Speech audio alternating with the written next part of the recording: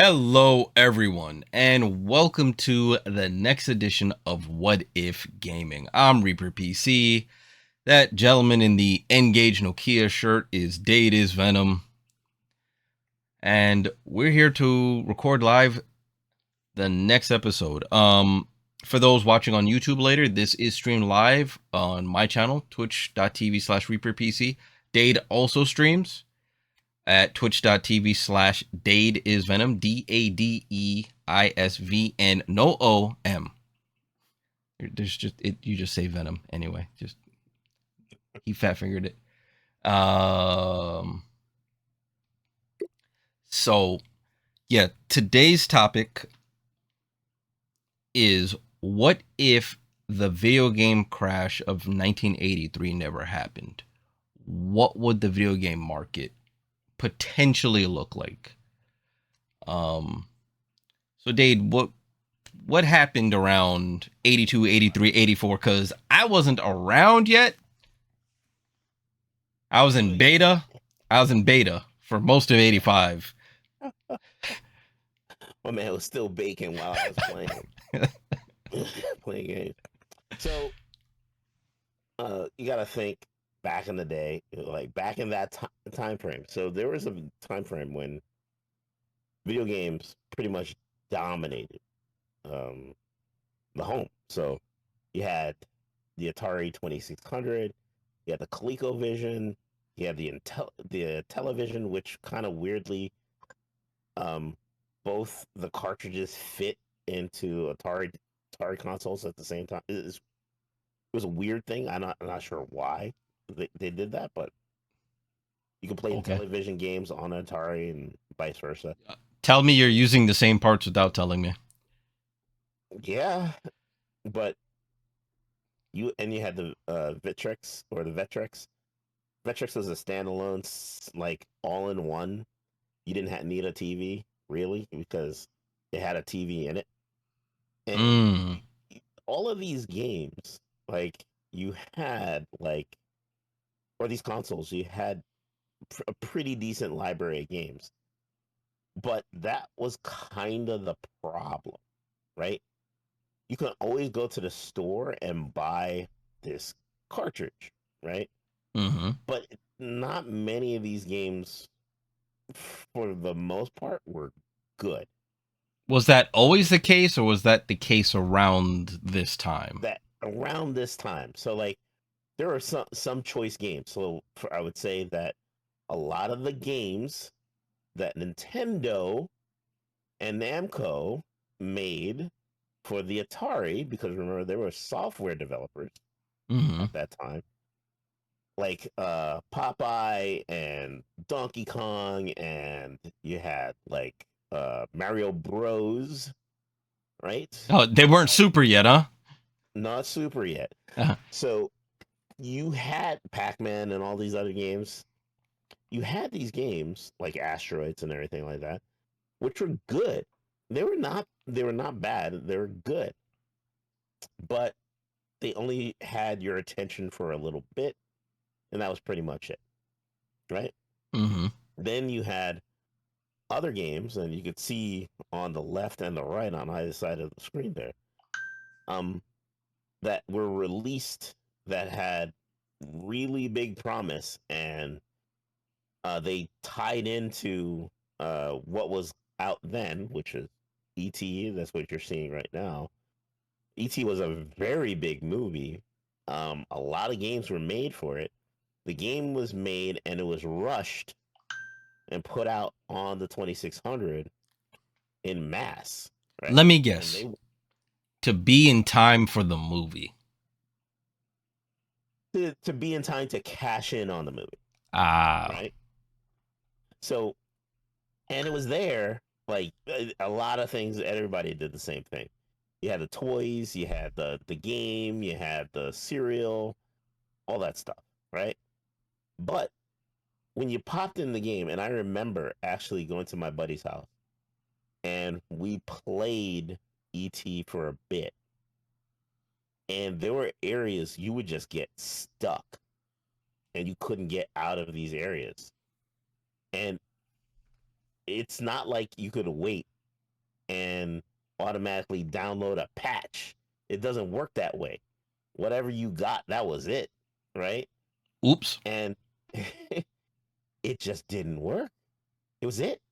So most of the time we like, ah, that was garbage. So we just took it out and just put it to the side and not think of it. And this is me and my buddy at the time. We weren't thinking about that stuff, right?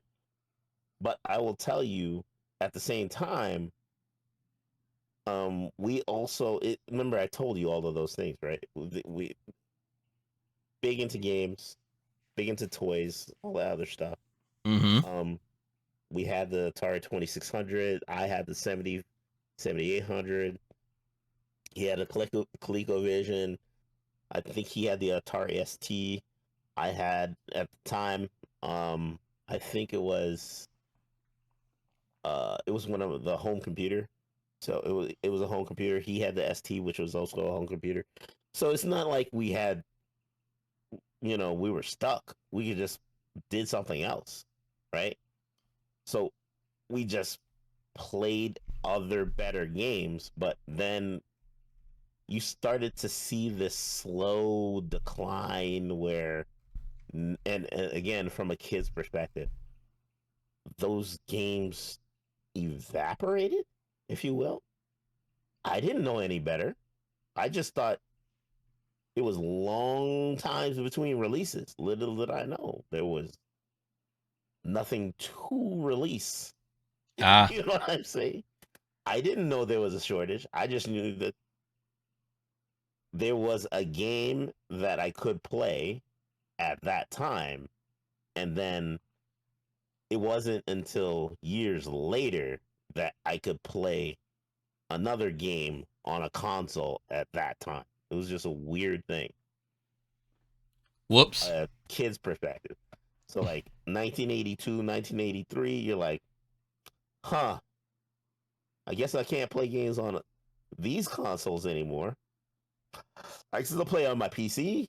I can play some games on my PC, though. You know what So I the mean? whole market at that time went home computer focus. People just transitioned. It was just a weird time. That sounds familiar. Sounds like we Where just kind of have that going on again. basically, Um, okay. So PCs, I mean, now we have the numbers. We can see PCs took off. yeah, PCs took off. We're talking $3.3 billion in revenue in 83, 11.4 billion estimated revenue in 84. They just, with consoles not there and home computers now becoming attainable to the middle class, they took off. People wanted them in their houses anyway for educational purposes. And oh, look, you can play some games. So I guess Yeah, that happened then. that's Eh, what happened. But at the same time, you got to think, the games that you saw, right? Like, mhm. oh, I got, ET, whatever, right? 1982, 1983. You go to Toys R Us, and okay, I'm dating myself. Sears, Walmart, not Walmart, Woolworth. You go to Sears, you go to Woolworth, Woolworth is real dating yourself. Yeah. and you would see some of these things still on the shelf, like for months, and you're like, huh, that really didn't move. Like, I'm just gonna pick up this GI Joe and just go home. I'm gonna pick up Not the this J. Joe. this deeply, deeply, deeply discounted game. I don't know why it's deeply discounted, But it is, though. but it is though. So I'll pick it up. So So, you saw this stuff just sitting there, and it just didn't move. But then you see this transition to like games that you bought didn't come on a cartridge. It came on a floppy. Like okay.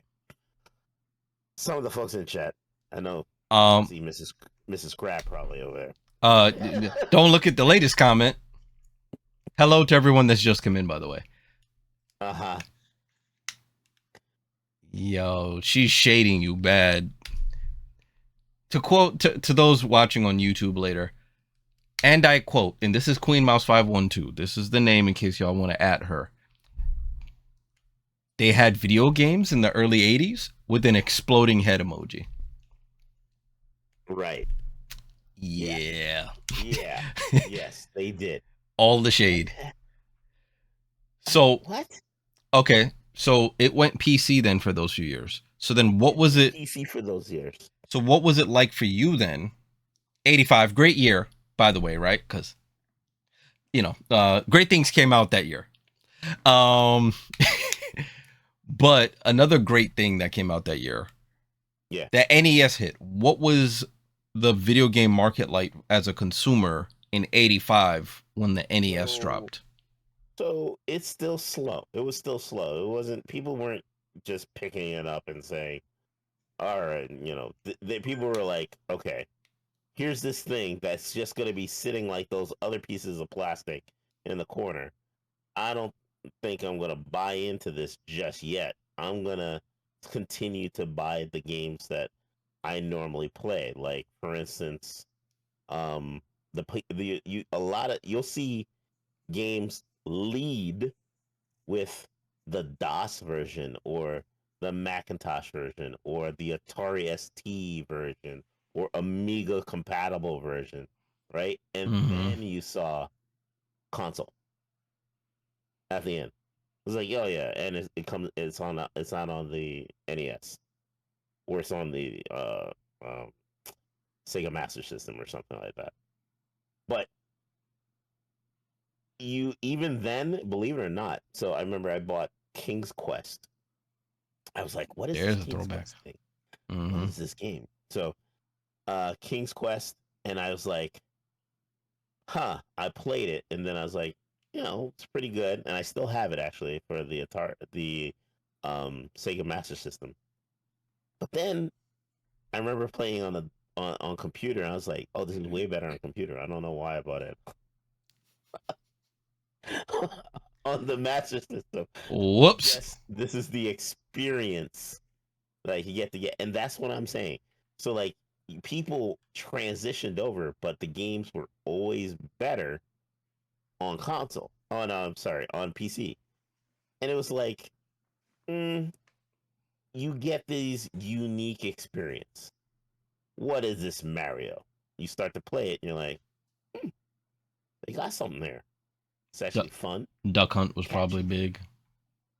Duck Hunt was very big because it was hilarious to shoot the ducks, and people loved seeing that dog pop up and laugh. It was actually pretty fun.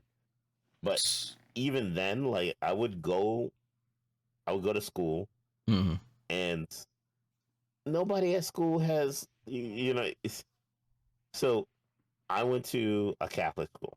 I'll put it that way, private school. So I went to private school. No one here would have guessed that. I'll tell you that much right now. They loaded Where in the World is Carmen Sandiego, and that's what I played on. I played that game. I played that. I played Pac-Man. I played a lot of PC games. No Oregon Trail?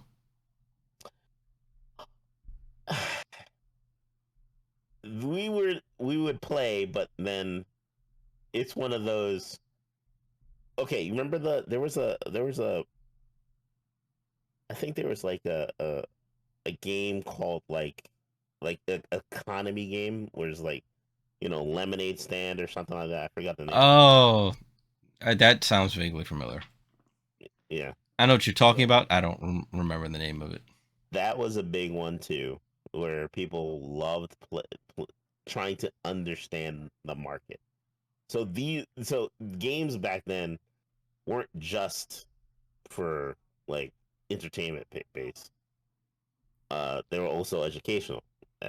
Some. Sometimes Leisure Suit Larry was educational. Oh, that's education. Yeah, taught you some stuff. Just kind of.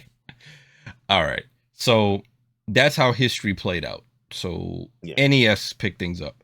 So what if in '83 yeah.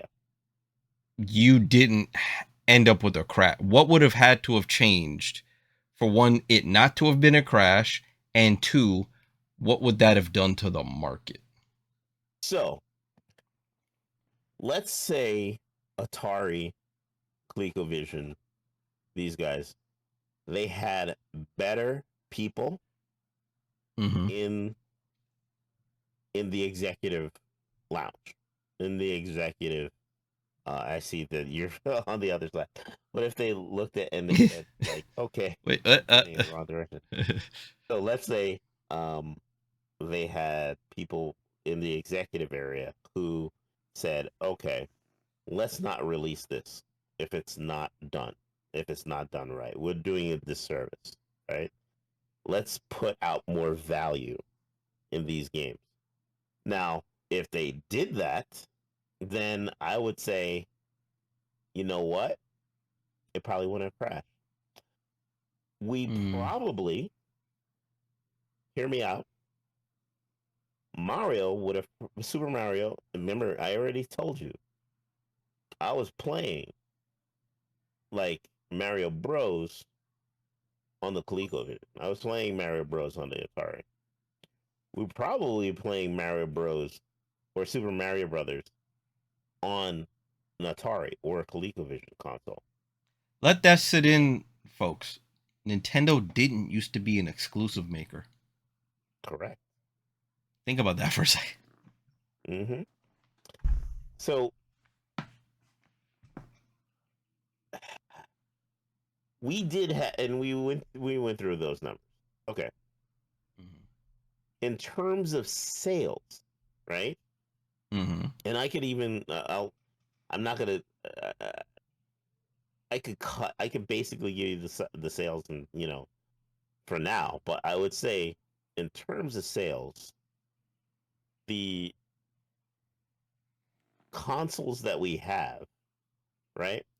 The 2600, and I had to start there because that's where um um ET, Yeah, you mean this you know, pile of stuff that on the screen that that they dug out pile of of junk that was they actually dug out of landfills?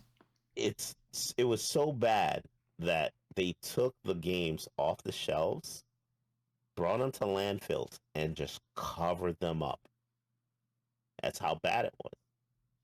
So, um, for that to happen, right? And it's a shame for the Atari 2600 that sold 30 million consoles. 80s here. Mm-hmm. That's a lot in the 80s. It's decent movement now. What do you mean? I mean, that's pretty decent, right? Mm-hmm. When you're talking about millions of consoles sold in the 80s, that's pretty decent. Mm-hmm. But at the same time, if you can't just have the consoles there and this short lifespan, it's not going to work, right? So if that happened, 30 million, 30 million copies of Super Mario Bros. On the Atari, that only makes Atari bigger. Yeah. That only makes Intellivision bigger. It only remember I told you you can play the games on either console. So if that happens, the 5200, the all these other consoles, that only gives more money to Atari. Yeah. So technically, technically, Nintendo probably wouldn't exist. Not the way that they exist now. If they did well, what? How would they compete with 30 million consoles? in the 80s. In the Fresh. 80s? And you coming up fresh? Oh, Brand new? so you're saying if Atari stayed the course? Yeah. Okay. How much was Atari's? What console was their 85 console? Was it still 2600 plus, or had they moved on? Oh, they moved on. So if you're talking about like, because this is the second generation, Yes. so then you would have to go to the next generation, right? Like third generation. So the third generation, um, yeah, that's the third generation would be the what we call it, the NES, Genesis, not NES, Sega Master System, those, Yeah, but right? what was Atari's unit at that time?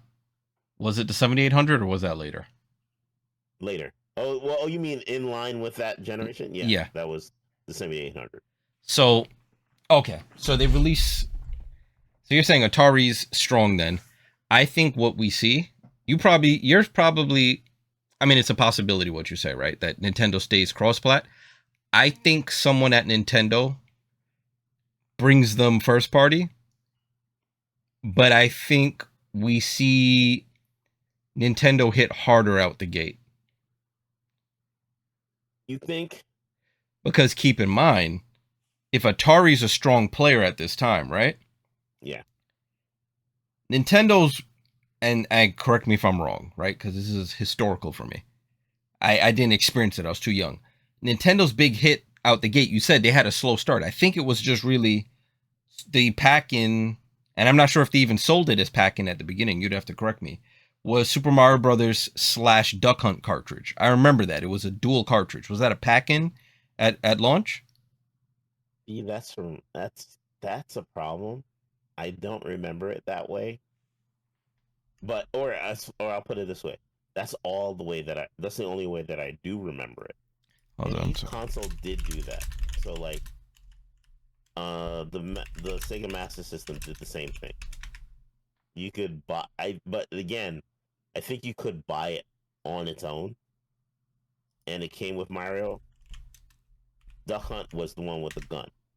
Yeah. So Um I remember the combo cartridge. yeah. Okay, so in 85, there were 2 bundle games in the deluxe set for the American launch. Duck Hunt, and here's one I'm not sure anybody remembers, Gyromite. Yeah. Nah. It wasn't that good. Although I do want it though. Also included 2 controllers, NES Zapper light gun, and the robot. Okay, Yeah. the robot, I don't, yeah. Okay, so I think what has to happen there, if Mm-hmm. Sega and Nintendo, because I still think they make consoles. I don't think they stopped that. I think they release, but I think now competition's stronger. I don't think Duck Hunt was probably a smash hit. I don't think Gyromite is even in thought. If it is released, it's quickly replaced. Mm-hmm. I think we get more games at a faster rate of high quality out of Japan because it seemed to be incentive out of Japan at the time to take over this market. Because remember, this is the same Japan that out of nowhere took over the car market in America. True. When they want to do something, whether or not there's incumbents, they're like, we're either going to undercut you or out quality you. We're going to do something, but we want this market. And they do whatever it takes to match or exceed. So if Atari's a big dog still, I don't think Gyromite or maybe even Rob the Robot sees the light of day. Or if Rob the Robot sees the light of day, I think we have hit software that makes Rob the Robot worthwhile. Because what I'm grasping at straws. What made Rob worth anything? So I would put it this way. Rob, he was just an accessory. It was a cute gimmick. He was supposed to help you in some games, but it really didn't work. So there was no hit software, is what you're saying. No. Yeah. So if Japan needed to overtake Atari, do you think they're going to release an accessory with lackluster? I think we didn't see hit software because they hit the market and they're like, Why do we have to try anymore? We just took it with ease. True, true, and but I will flip your concept. Mm-hmm. So I believe that American market stays strong. Mm-hmm. The Japanese market isn't as strong. Okay. And if you maintain that going forward, Mm-hmm. that would mean that eventually, let's say, even if the Nintendo did come out, the gate, that means PlayStation will be a Nintendo PlayStation because they can't afford to not compete, right? They'll That's have a to possibility. say they'll have to go with the CD because they're like, oh wait a minute, Atari. Let's just project it forward in line, right? The Mm-hmm. Atari Jaguar is the more popular console because it Mm. has more games, At the time, more yeah. American publishers at the time. Let's just put the flip. Um, Japanese developers will develop for Nintendo and Sega. However, they'll have to say like, okay, wait a minute, we can't ignore this American juggernaut. So let's develop for them too, So, right? question for you then: Yeah. if America becomes, because America was a lot of money for just about every video game manufacturer, North American market. Yeah. So, if that pot of money is very America first, Hmm. by proxy, does Atari being the better selling console at that time give more strength to Sega of America in making decisions in Sega as a whole? Hmm. Because now don't they become the lead market? So Does that they change? might, Does that change Sega's culture by proxy? they might, but at the same time, I would also say, let's say, because we can't ignore the PC market, right? Mm-hmm. Um, let's say the Commodore and the Atari ST. But let's say even so that the Atari ST becomes the premium platform, So right? you have the home console version of a game and then the PC version of a game. The PC version of a game, and that was the premium. Let's put it in the premium. I Did would sooner think that Microsoft would back Atari because they're both American companies and they would bolster each other. didn't what OS did Atari run on the DOS. PC? Oh, so then yes. So then DOS becomes welcome in, folks coming in. So Microsoft backs them. When did I just looked it up? So the first Atari IBM clone, that's what PCs were called back then, folks. Was 87. They started using standard parts in 87. Do you Thank you for the bits. So, okay. Do you think Atari would have been able to sustain the PC market I think Atari would. against IBM? Um, if and again we're talking about if the crash didn't happen, that means better control Mm-hmm. over product, right? If that happened and they did have better control, I think they would have maintained the PC market. However, however, they had to balance both at the time. Mm. It has to be good enough to play games, but also good enough to do work, right? So like you just can't just have Remember, and again, that's why I put the uh, that ST as the premium device in the home, right? So like you can imagine instead of like Xbox Game Pass, Atari Game Pass would be what would be the equivalent of today.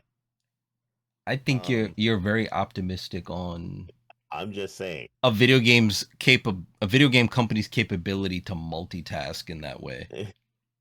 instead of Nintendo, it will be the Nintendo PlayStation. It has to. You won't have this because you can't afford to go into the market while there's these other dominant people. Well, because you're just gonna get bit. You know what I think does happen by proxy? Mm. I've been using proxy a lot. That must be my word of the day. Um, I think all the also rans Mm. either last not as long or don't happen at Yeah, all. yeah. I think if you have this many big players, Atari, Sega, Nintendo, Neo Geo still the premium, ultra niche product. They are what they ran their own market. They are what they are. I'm not sure we see a Panasonic 3DO. No. I'm not sure what was the other. Oh, why am I forgetting? I don't think we see the 3DO.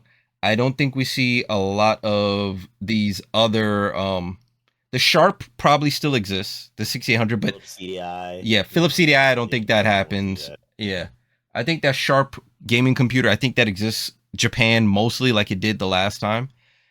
I think a lot of that stuff just doesn't NEC, get to I happen. could see because remember NEC is literally called PC Engine, literally, Yeah, right? So NEC I could still see doing their thing, but when we're talking about like these other consoles like the Neo Geo, those guys, they cater to the arcade market or people who want that arcade experience. hmm You could kind of say that, like, basically, modern consoles and PCs are that equivalent to the Neo Geos, right? Because what you would get in when you leave the house or when you're playing with other people is the same thing that you could play in your private home. got you. So okay, Atari's a bigger player. Yeah. We're still talking about. I think we made it to the 90s now, right? This is where this conversation's kind of spiraled. Making it to, yeah, we make it to the 90s. Again, I'm thinking you have a very dominant American market. Market. So this becomes the mascot era once you reach the 90s. Mm. Who's Atari's mascot? Who gets developed or pushed into? Is it an existing property or does it have to be something new? From my future, Mm-hmm. um, again, Mario was like a purchased product back then. It could be Mario, but I would say, um, as as a complete Atari thing, it's kind of like it's the logo itself, or you could even go as far as like saying one of their bigger or better properties like Pitfall. Something like So the an guy from Indiana Pitfall Jones. gets given an actual name. I think he was. Yeah, I think they did a remake in 3D like in the mid 90s where that guy was given a name. I don't remember it because there was no Atari to really prop up behind that anymore yeah. at the time. So you know what? I'm gonna look it up. What's the name of the dude from Pitfall? I'm sure it's in a wiki. I'm sure he has a name. I just don't know it. I'm sure. Pitfall video game protagonist I mean, like, name. you can't say centipede. You can't say asteroid. His name Yep. Yeah. is literally Pitfall Harry. So Yeah. Pitfall I Harry forgot about Pitfall. Yeah.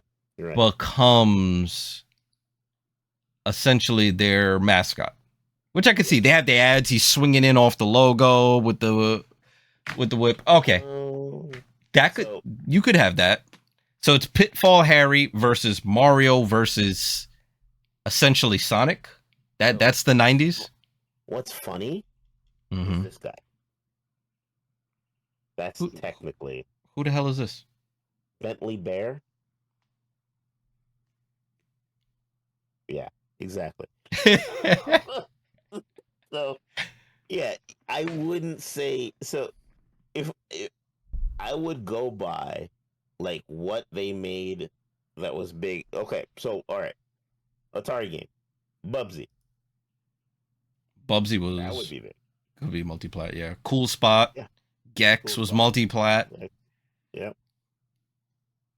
Okay, so but those. so that becomes the triple race into the 90s.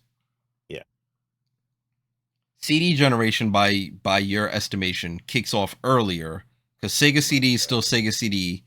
That means the SNES would have gotten the Sony CD add-on. Correct. Atari did their CD add-on at that time. Neo Geo had its CD add-on. By the way, that was terrible for load times. Don't do it. Games were affordable. Just hope you have all the patience on the planet. You were better off with the Neo Geo carts back then. Right. Okay, so we enter the CD generation earlier. Yes. Atari still making. Somehow they're still profiting off PCs. You're saying they still. I'm running with what you laid out. PCs. Yeah. Now the mid 90s hit. IBM clones are no longer called IBM clones. They start getting their own name. They're either called Wintel PCs or just PCs. PCs, right. If y'all don't know what Wintel means, Windows machine, Intel processor. Right. There were other processors at the time, but that became the de facto standard. Hence Wintel. PC. Yep. Cyrex processors were a thing. AMD was just coming around. There were still cheaper alternatives. Cyrex. Did VIA make a CPU? I can't remember if VIA made a CPU. I vaguely remember VIA. I could be wrong. He went down a rabbit hole. Yeah, buddy. They dropped right into the Intel sockets too, but you got like half the performance. No kidding. What? I'm sorry. That's cold-blooded, dude. They were the cheaper alternative, sir. Don't look at me like that was their marketing. The 25-cent joints, not the Lays. I got you. They were the Uts. Yeah. No, thank you. How do you keep turning this into potato chip references? I'm just saying. So yeah, I remember. Okay, now I remember. Yeah, Cyrex. But okay. Yeah, go ahead. So the console market is a console market. They stay a stronger player. They're in the top 3. They don't leave that conversation, right? That you have to. Doesn't that also mean RPGs? So for RPGs, again, more American stuff. Yeah, so I was about to say, I would say adventure, King's Quest, and those games expand. Adventure becomes a big thing. King's Quest becomes a big thing. Ultima stays, a big title. Any of these American titles that people have, or these games stay these big games, right?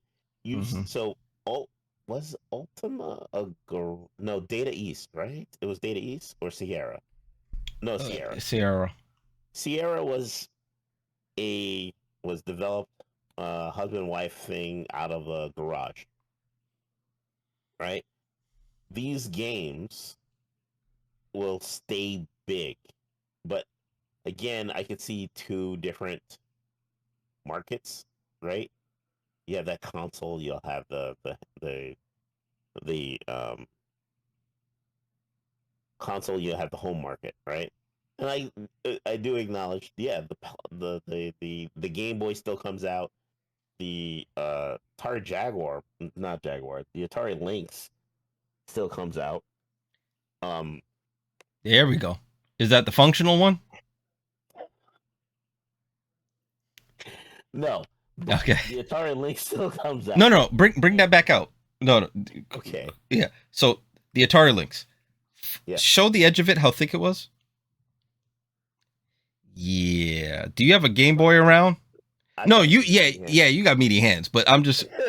Do you have an OG Game Boy around by any chance? OG? Yeah. Nah, Okay.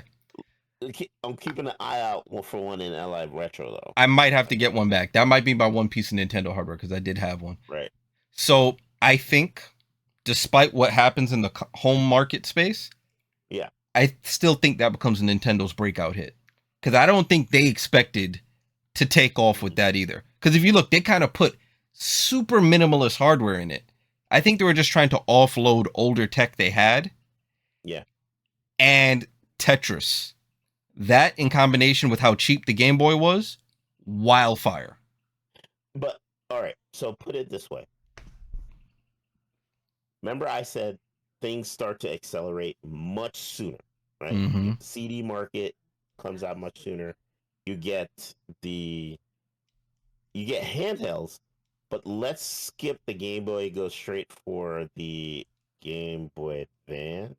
But okay, what year did the Game Boy 1 come out? That's a good question. So That's an 89 product. that's an 89 project, but like, So that's not even 16-bit gen yet.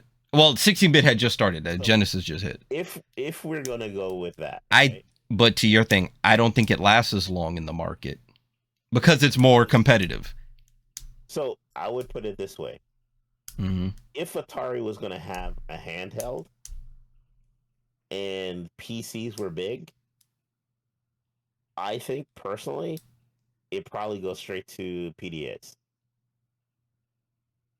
And they'll make something that's functional like a Newton that is color, it's cool, it plays games, but it also uh uh, lends to their again thoughtful development of game and console or game and device, you know, and it continues that trend. Do you know how expensive that would be in the 90s? Newton? No, well, a Newton was a 90s product, but that was a mid 90s Right. product, and it was still grayscale, right? To Yes. get general purpose compute with a color screen and portable. Remember, Yeah. Dade, laptops back then, That's true. laptops back then were, I have a box around with some other products. They were this thick. Yeah. I don't think They you were get not thin. I don't think you get general compute that small. I still think you end up with I think what you get is the Game Boy gets a shorter lifespan because there's more rampant competition. I think the Lynx comes What out, you're saying. but they refine it. It gets slimmed down. The battery life gets better. The Game Boy becomes the Wii U of that generation. No, I don't think it does bad. I still think it does because I think Tetris still does what Tetris does, but I think we get weary of looking at the grayscale greenish pea screen much faster because Atari's next to it doing well, the Game Gear's next to it, and these are color. And the only complaint you can have is battery life. And Atari and Sega could be improving on that because they're shooting at each other constantly. You do know what was in the same generation as the Atari, right? Lynx, Nintendo Game and Watch. So instead of the Game and Watch, just have the Game Boy.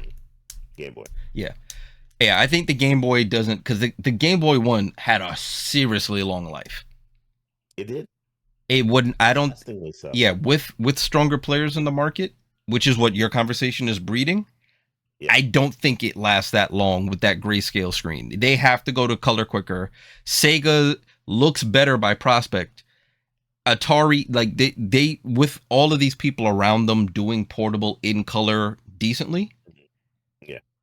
I just that battery life argument goes but so far. At some point. At some point is, yeah, the battery life's great. What am I playing on it? This 2-button Mortal Kombat with in grayscale next to uncensored Mortal Kombat on the Lynx and the Game Gear? Like, you see what I'm saying? True. By like 92, 93, that's a hard sell if you have strong competition.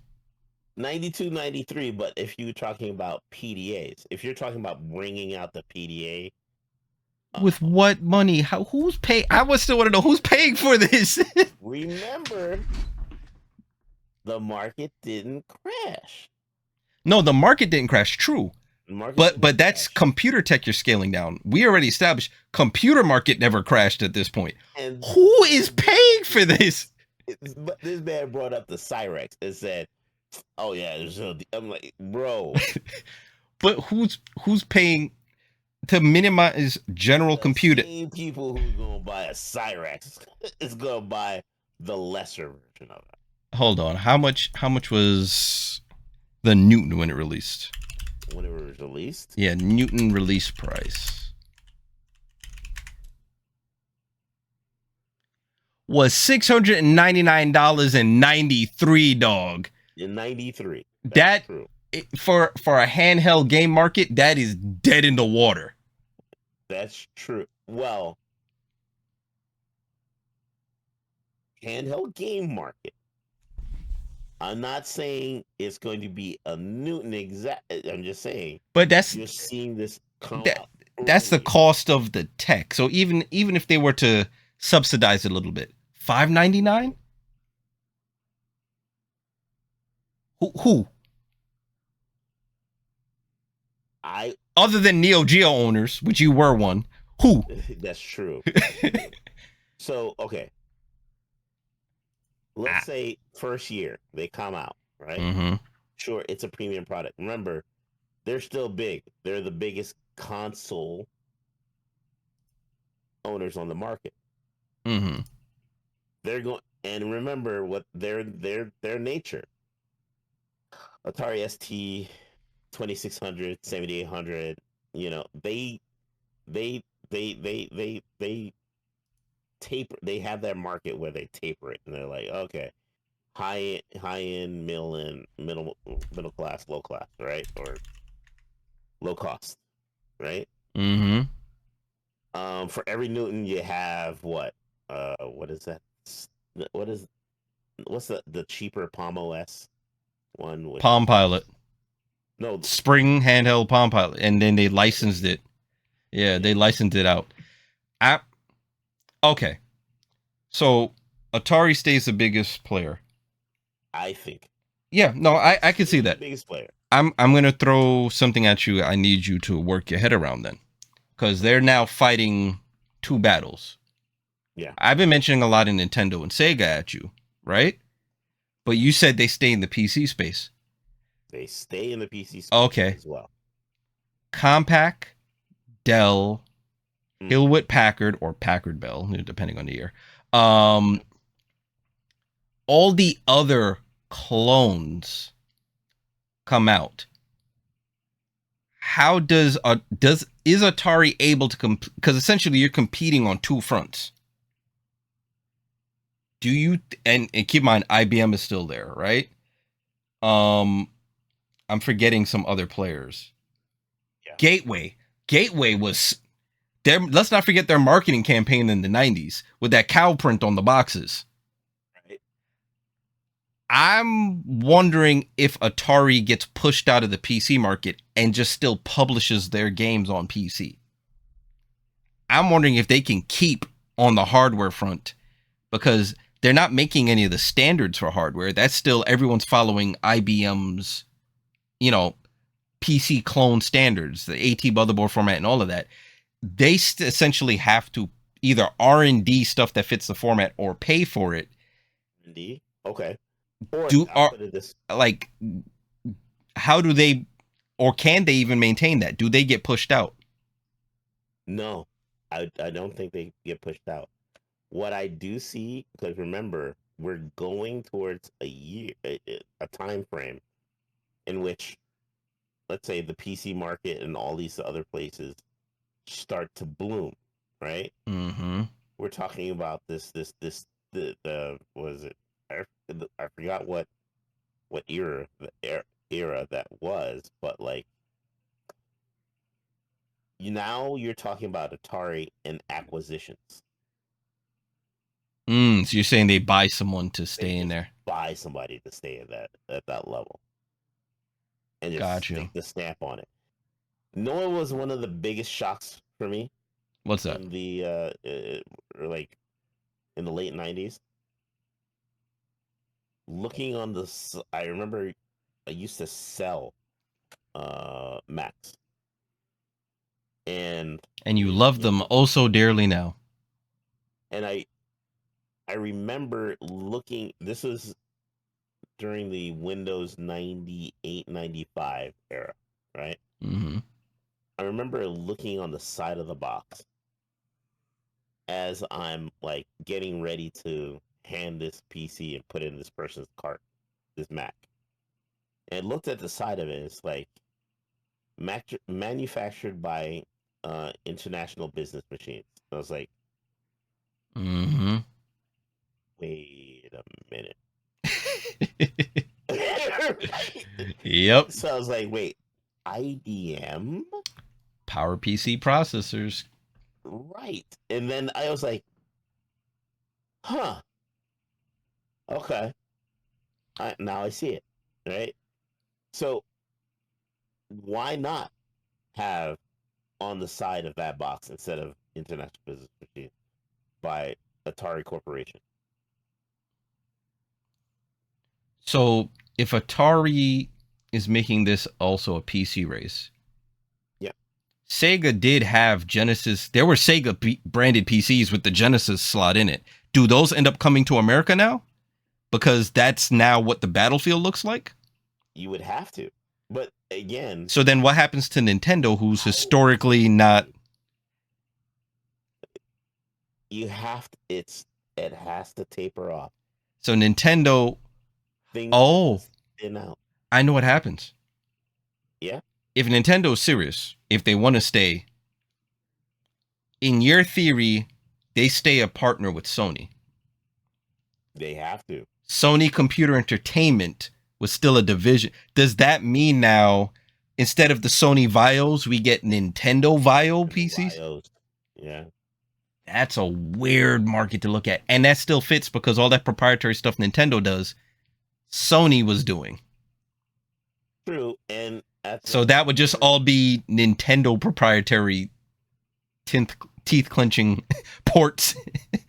but at the same time you have to think that the same standards keep, right? You get premium, Mm-hmm. but not um with no compromise, right? Well developed, well thoughtful, purposeful, right? Mm-hmm. So these Vio machines, right? Or Ninvio. Mario, Ninvio, Mayo, Oh no, they already had a naming convention. It just comes to the U.S. The family computer. right? The family computer, right? Yeah, they all just Famicoms come to the U.S. Yeah, Famicom, yeah, That's like weird to Famicom think. PCs, And then little yeah. small print manufactured by SCEA. Fam PCs, right? uh, So, so these Famicom PCs, um, they do the job. You can probably even see like Mario's hat as the start button, or the coin, or a mushroom, right? stop, On the back. stop. Oh, why you got to make it cringe? So, um, they make sure that these devices, again, very thoughtful. They have to partner with somebody, Mm-hmm. but I do see that there becomes this dilution and separation, right? Where remember that market still was PC was very still independent, and they were very um parts driven. Very so. Yeah, so Even if they did, you still PCs will still be PCs at the same ways we know it. yeah, I'm wondering if see, I have a hard time believing the three of them or the four of them, whoever's in this PC and also console race, I have a hard time believing they don't get pushed out. Because Somebody's gonna have to. because if that's the case, where's Amiga now? Where are the Commodores now? Like the IBM clone market, I think they operated on margins that's unsustainable for a video game company as a whole. Because even Sony, let's outside of the what if scenario, even Sony, as big as they were, Yeah. had to get rid of their PC business. The margins was just too thin for the way the rest of these guys operate. I'm not sure if they're able to sustain that. I think they all just fold back into console manufacturers. Console manufacturers, or they become subsidiaries of Mm. those the existing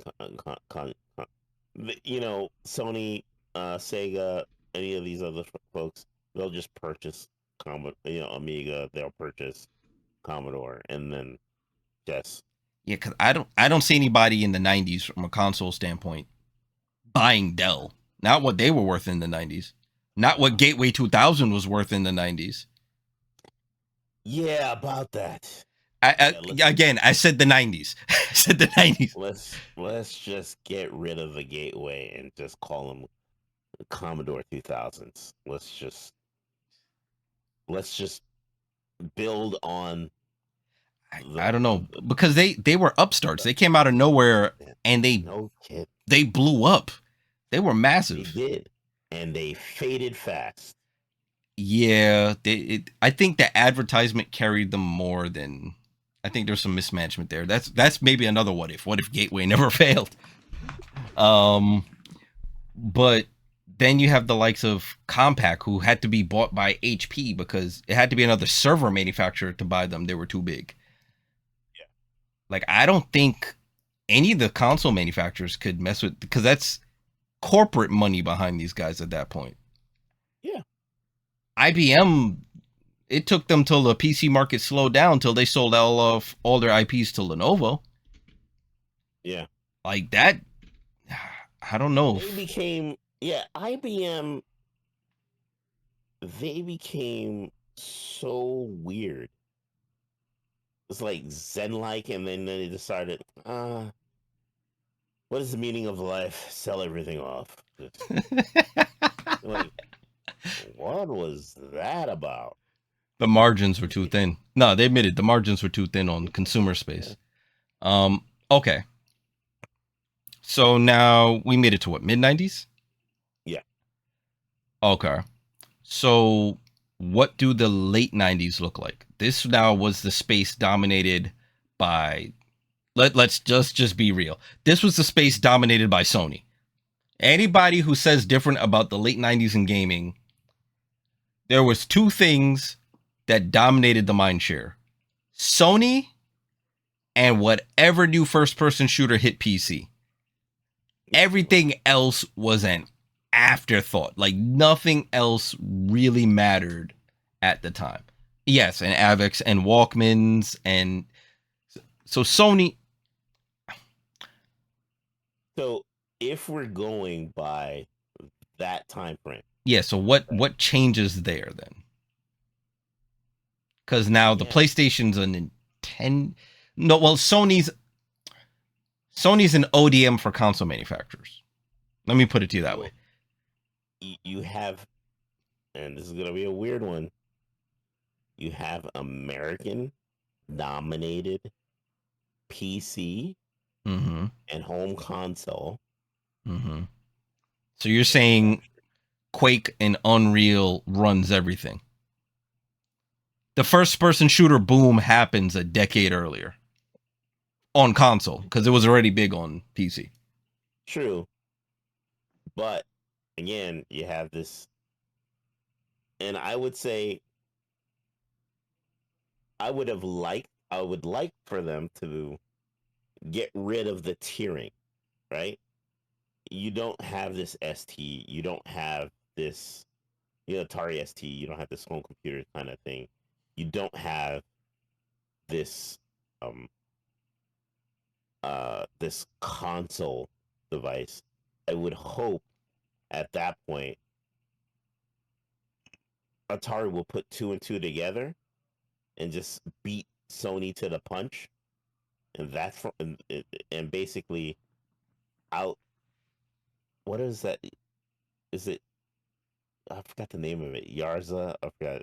But the Sony console, You're Rosie. PC, The- Eurosi. yeah. They out Eurosi them and just say, hey, here's this, you know, PC console that you can do everything that you want to do, and it basically is a computer, which they are, right?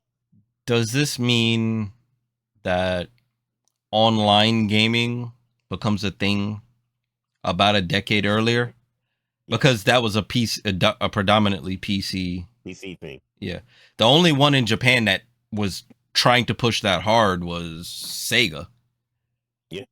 So maybe that puts them in a stronger forefront versus the other foreign manufacturers because they were of that mindset. Yeah, I would assume so. Okay. So we get online gaming earlier. We get PC console convergence happening earlier is your mindset? That's what I'm saying. Yes. Does this definitely mean this is yet another what if scenario where we changed early enough in history that the Xbox never happens? Yes. Microsoft never does an Xbox again because the players at the time change. Yep. So Microsoft doesn't do that. Um, Whoever is first to market, and I would say that again, we knew. Well, we again. I'm going to be dating myself, boy. Just gonna say it. Like Tandy, computers, BBSs, all of that stuff ties in. Tari picks it up much sooner and understands the importance of the internet, right? Mm-hmm. And in that understanding of the importance of the internet, I'm not 50 just yet. If anybody's wondering why he's talking about that, someone in chat So like, so just called out his it's birthday. it, so it's one of those things where you see this uh this sooner adoption, right, Mm-hmm. of things. Again, I already talked about PDAs. I already talked about, and we were talking about we were doing, you know, what was it, infrared, like site to Multiplayer. site, multiplayer, Mm-hmm. long time, for a long time. I think So again, that PDA's it's over there in the corner. I could grab it if. it's one of those things that those things accelerate, right? Mm-hmm. So I think online gaming accelerates. I think that um if we maintain that I think that like Atari becomes this again, and I hate to say it, they become the modern Xbox, or a Mm. successful Xbox, I would say. A successful Xbox where um you do have, and people don't understand this, because of how old Atari is, and ColecoVision and these other companies, you have a very, very, very large volume of IPs, of intellectual property to work from, and having this large, and I would dare say it's as large or bit larger than, if at this point, if comparatively, it would have been way larger than Nintendo, the way that it is now. It would be way larger than Sony. So you have this large, quantity of things to work from. Um, You look at like Ready Player One. Mm-hmm. They didn't end on a. They talked about PC games. They talked about some of the the console games, but they ended on adventure. They ended on an Atari game. That's how much people were touched by uh, that console. So to have that, or these games, to have that and have it maintained throughout what, the 40 years, 50 years of gaming, that's huge. Okay. So, question for you. Yeah. They are this older um they are this older stalwart. Mm-hmm. We saw this with Nintendo where you get comfortable on top. Yeah. Heck, we've seen it with Sony. They were just big enough to catch themselves and right the ship, right? Sure. PS3, I'm looking at you. Um does is Atari capable of avoiding getting dethroned and just becoming another player? Because again, we saw it happen. Nintendo came out in 85 with no competition. They became the market. Sega came in there and drew blood. Yeah. They didn't successfully topple them. They drew blood, right? Blood's in the water. What happens? A consumer electronic shark is like, yo, I smell blood in the water. Y'all said there's money over here? Yeah. Bet. Yeah. Sorry. Yeah. Is Atari capable of staying number one, or do they end up another player in the market because Ah, hubris gets, lets them miss the mark at some point? nah. So I would say this Mm-hmm. again, given the amount, if they don't topple, if they maintain the course Mm-hmm. throughout to current day, there would be no Microsoft. Okay. But There there's wouldn't be no. there's room for another There are upstart. rooms for others, right? If they're if so, um, Nintendo and Sega both pre-exist. I would say their console. They do. Um, They are they, they're arcade they stalwarts. they've been there. They've been around the block. They've been there for quite some time, right? So they can hang with Atari. That's for sure. Okay. Um, would they be they our console? What do we have now? We have what? We have Nintendo, Sega. No, Sega. What am I talking about? Nintendo, Xbox, barely. Xbox, Sony, um, and now we have uh, just basically handhelds, right? Ally ROG, which is basically a Steam box. Um, the Steam Deck. Mm-hmm. You you we don't have console manufacturers right now. We have um video game stores. The video game stores are really the console or platform of the modern day, because you're talking about Ubisoft, Epic Games. You got Steam. You have GOG. You have Good Old Games. You got all these different platforms where you can experience or have games. Even what was it? Amazon Games. Yep. They weren't Luna. around. Amazon Luna. Luna. Yep. Google tried to get in there. Didn't Mm. quite work, but Apple keeps trying to get in there. yeah. So you have these. Now it's a platform. If we're even moving in that direction, Atari will be the biggest platform you have. And you can do this right now. You can go to Atari.com. They currently still sell consoles and games which I do buy quite a bit every once in a while. We don't And see you playing them though. that might change. I'm gonna Okay. have to get what is it? I have to get a Retro Tink. retro tank. So it's gonna be weird to play these really, really old looking games, but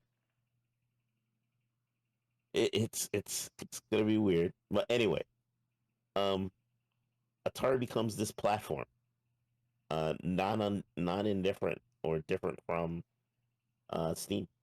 So they're just selling software, and oh, by the way, they make a really good console that you can play games on, right?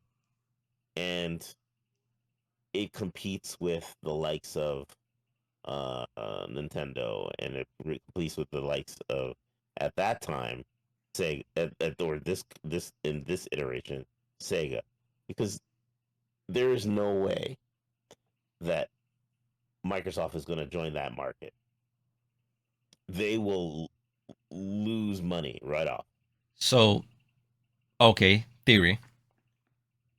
Does Microsoft still do that Vista experiment that essentially made Mm. Steam push so hard? Where, oh, it's going to be this store. Does Microsoft still try to become their own game front, but on Windows OS only, and essentially kick Steam into high gear, and we end up with Steam as it is now? Does that still happen? I could see Atari doing it. Microsoft, yeah, okay. They own the OS. Mm-hmm. They are they can do whatever they want. They're still gonna have to uh what is that? They're still gonna have to be, I guess. So I'll put it this way. If they own the OS, sure. Yeah, absolutely. Um Yeah. will it probably be on this Atari PC? Not really. Um, I'm wondering if them doing that makes everyone lock, choose alternate paths faster, especially if Atari's running on them. Atari might yeah. jump ship to another OS core after that scare. Like, hey, whoa, you're doing what now? I could see a very thoughtful uh option for the other consoles and the other platforms, and or when I say platforms, I include these game stores, if you Mm-hmm. will, and allowing them to have this um what's similar to what Atari, well, not Atari, what Nintendo has, where they have um Game Boy Advance classics. Play the NES games, play this. Where we rather than have what we have, where we have the Sega Genesis classics, Mm-hmm. Sega Genesis is this literally just that Sega Genesis app. All the consoles that Atari had just becomes apps on other consoles, so that they can get more the microtransactions for classic games, or that those classic games that you would play. Just becomes an app. Mm.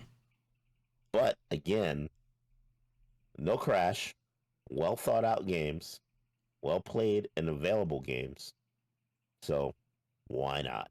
So it all contingent on them not putting out Garbage. garbage and building up a library worth a damn.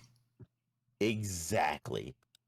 And when you have a library that's worth a damn, it's really, really hard for them for people to try to um push you out of that market. I could see. So I would envision, hear me Mm-hmm. out, hear me out here. that pole position becomes the Gran Turismo of current day. Okay. Instead of Gran Turismo, it's like pole position. Instead of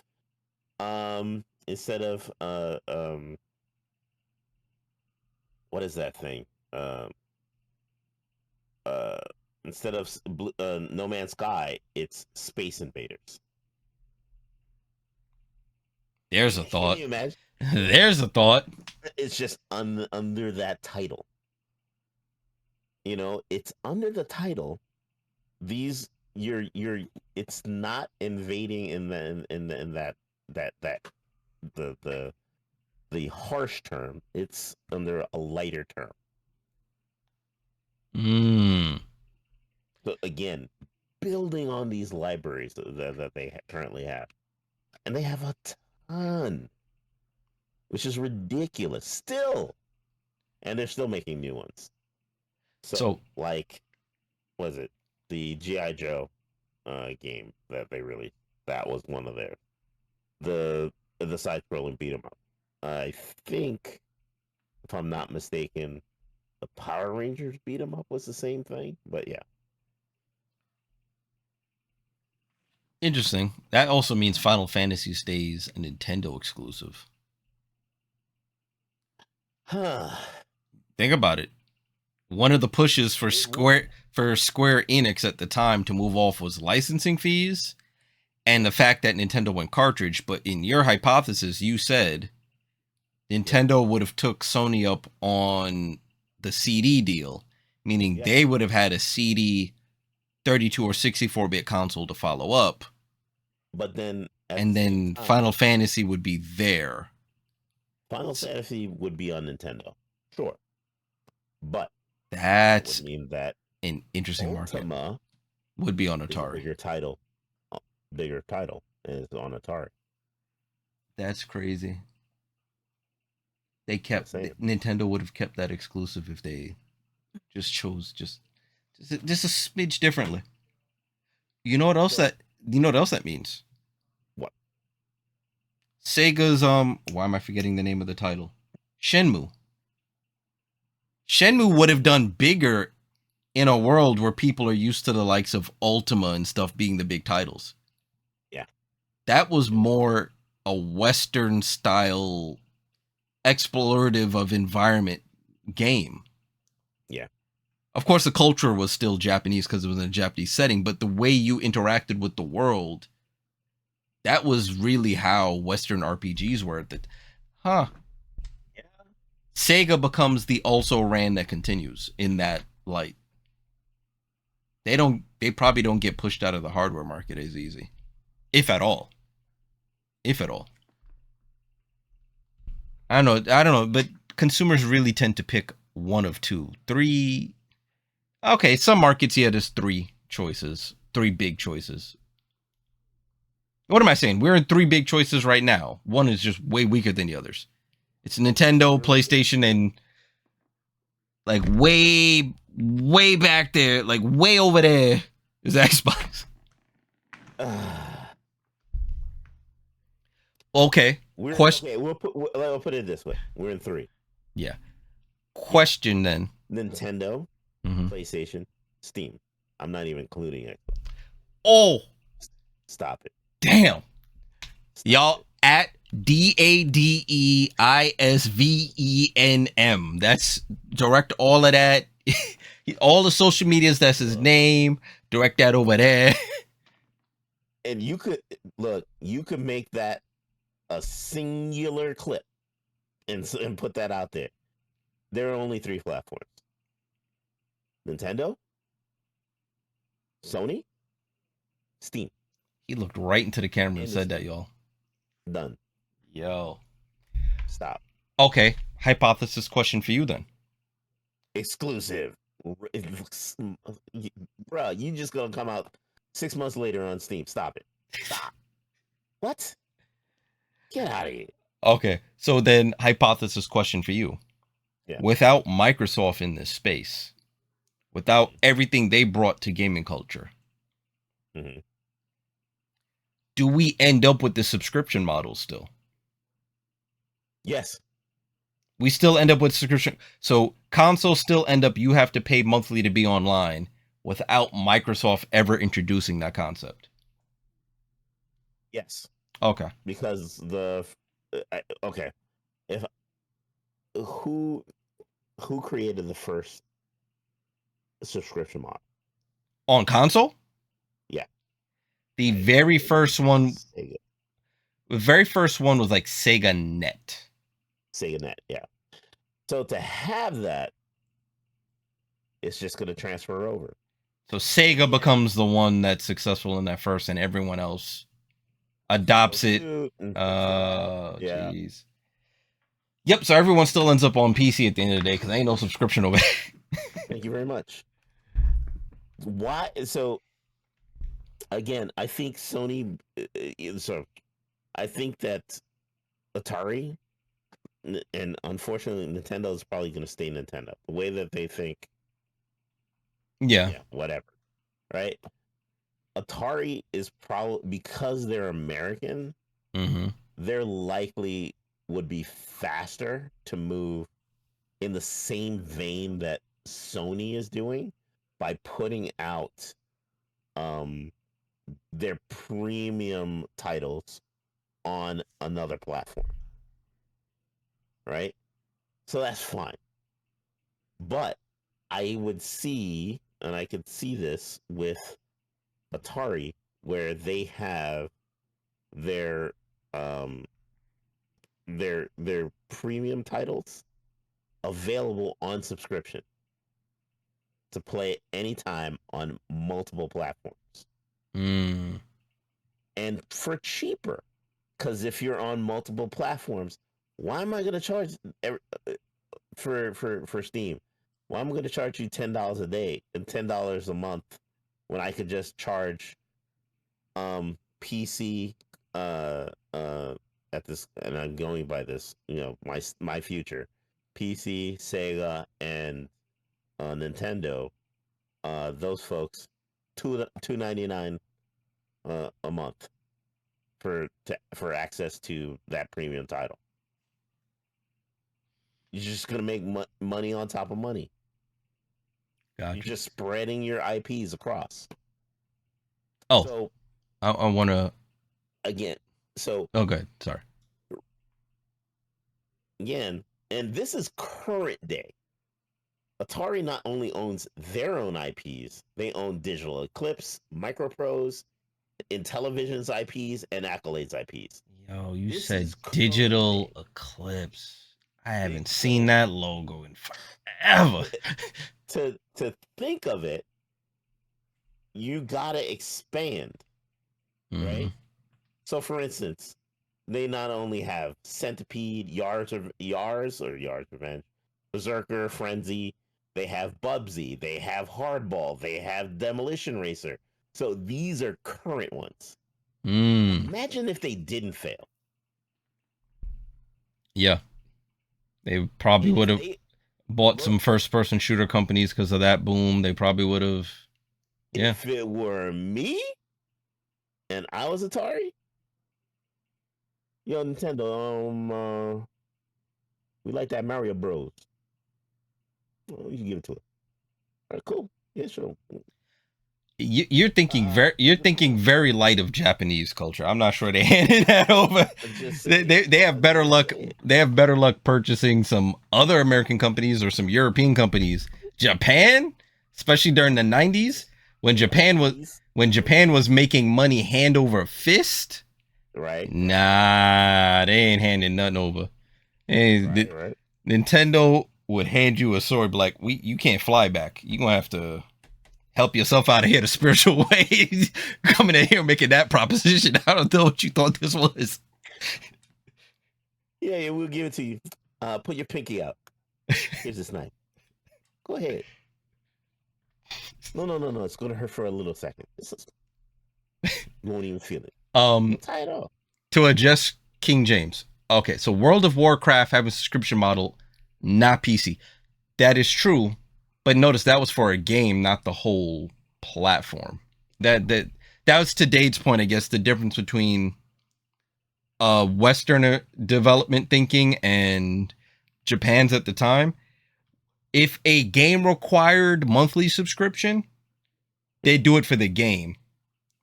Microsoft is the first one on this side of the planet that said, nah, just charge for the whole thing. Well, actually, no. To Dade's point, Sega was SegaNet. Sega was the first one to charge you, and then Microsoft just kind of took that and ran with it. But they're no strangers to a subscription model. Just ask anyone in corporate who wants to renew licenses for stuff. Or better yet, call for support. Yeah. Or risk paying $500 an hour. Yes, that's legit one of their pricings. You just think about the idea? Got it. So, okay. Atari Big Dog, 3 people running it, 3 platforms essentially running it. Who becomes the spectacular crash outs in that? Because if Atari's not the big dog that failed, are we looking back at Commodore and they're the ones like, yeah, that was a stinker? Are we looking back at Panasonic 3DO? Like who are the dropouts? It's the same cats. Commodore and Television. Because remember, Atari owns Intellivision right now. They own their property. So it's gonna be the same guys that do crash out. Hate to see it, but gotta happen. Damn. Like I would have loved to see a new or newer or a modern ColecoVision.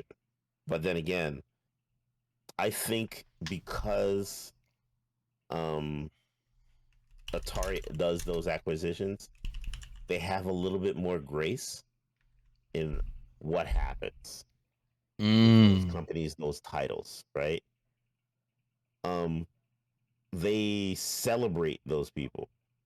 They bring those games back. They have some type of how would I say, like they have this more this retro this passion to have people come back and like really, you know, relive their experiences on that. So okay, that happens as it is. I hypothesize with your theory that we don't end up, and let's be real, let's all be real, fan bias aside of whatever platform you're on. Sony's big run in the late 90s into the 2000s was one, coming off the back of, yes, they were pissed off with how Nintendo treated them. 2, I think Date is muted. They were rich as fuck at the time, right? Now, I'm not talking about Sony rich as a console manufacturer. They're rich as fuck in all their other avenues. Like, Japan was doing well financially. Oh, I see. Okay. Yeah, Japan was doing well financially, and they were in everything. We have to remember TVs, music equipment, car audio, microphone. They were in professional. They were the cameras in the studio. They were the cameras you had at home. They were everywhere, right? Did Sony do Betamax? Yes, Sony was Betamax. They were there. They were everywhere. So they stay an equipment manufacturer at this time in Dade's theory, which means we don't end up with this marketing financial juggernaut that was able to burst into the console space and then flood the market. There were over 2,000 titles released for one console. Yeah. We haven't seen anything like that before or since. Because Sony just took a dump truck of money and said, make this shit work. Yeah, pretty much. No one else, I think, would have had that. So I think the 90s into the 2000s ends up a closer packed race between the three. It does.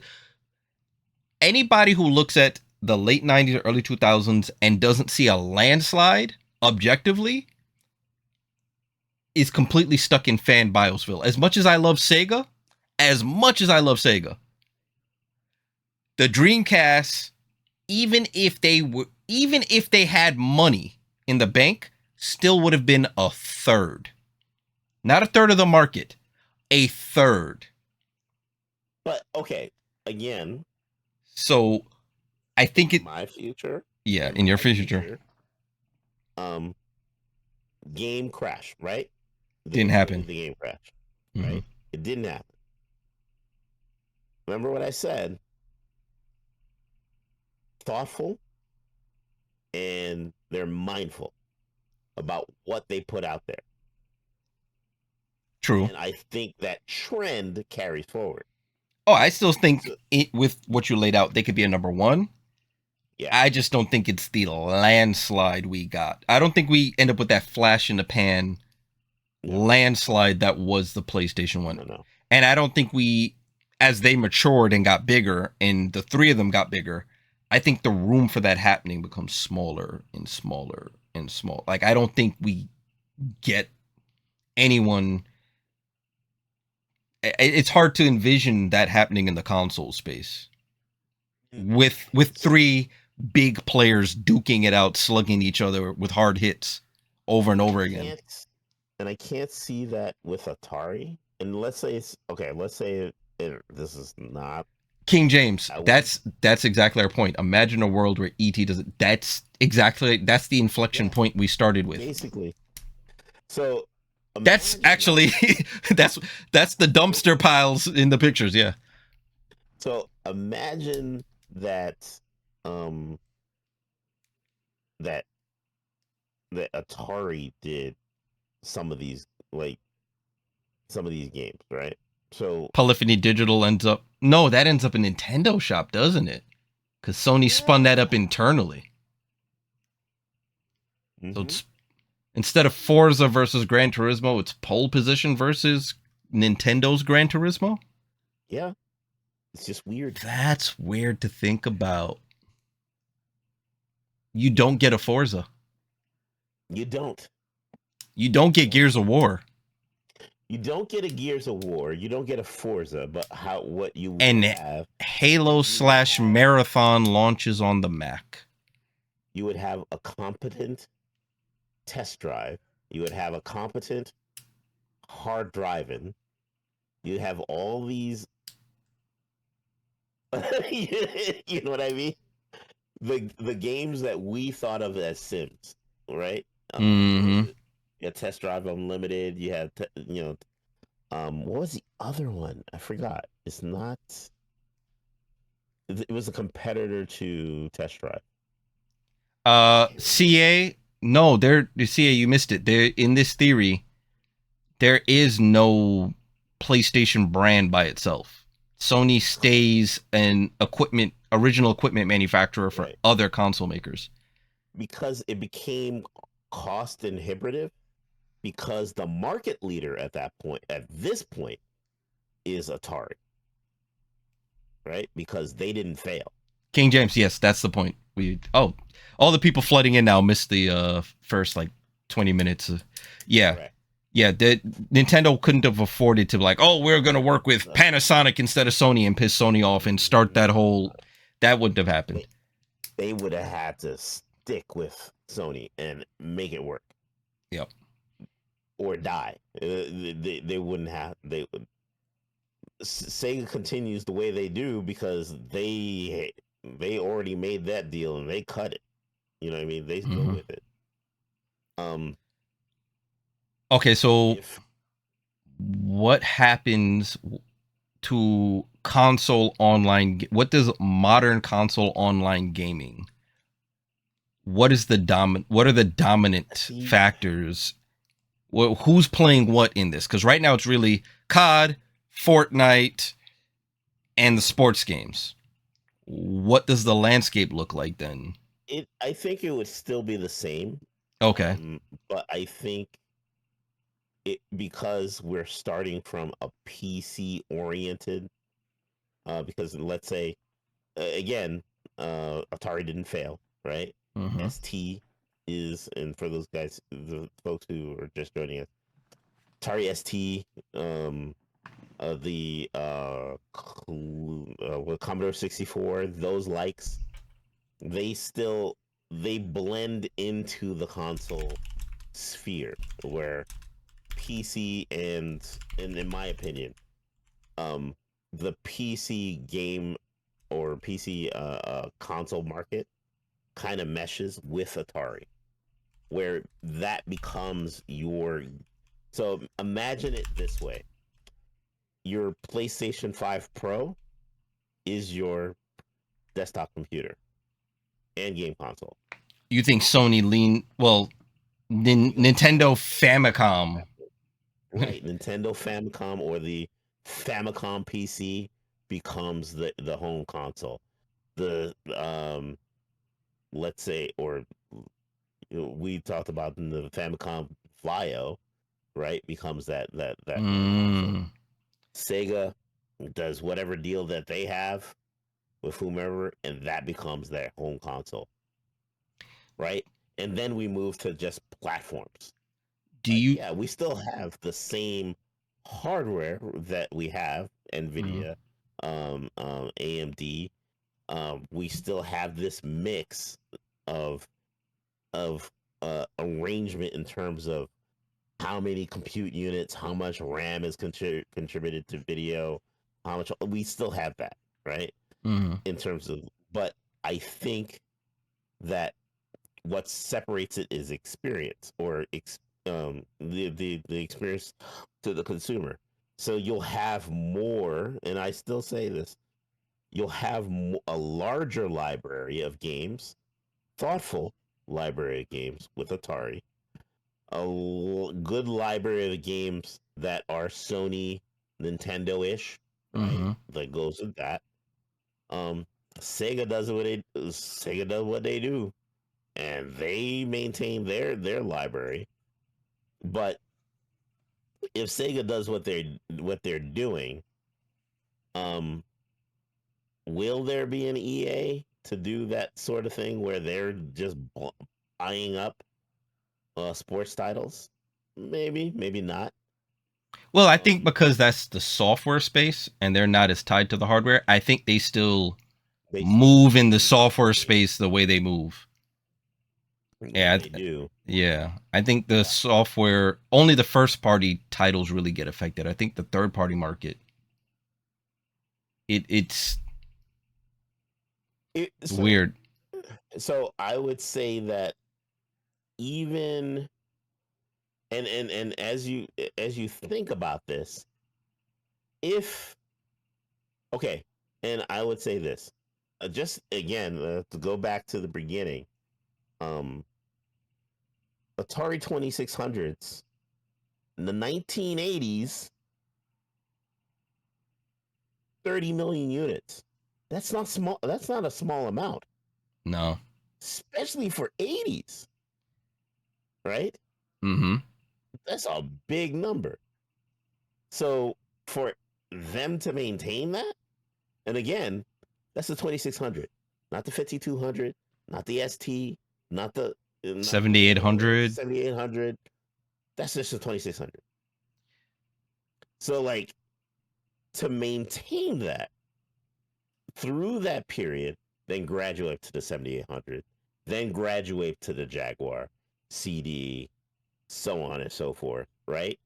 You're going to have this very mature console from Atari, but and it's going to have a very good library of games, not the ones that are junk on either side over here, right? But at the same time, um, you're going to have the same older crowd that follows with Atari, right? Because Mm-hmm.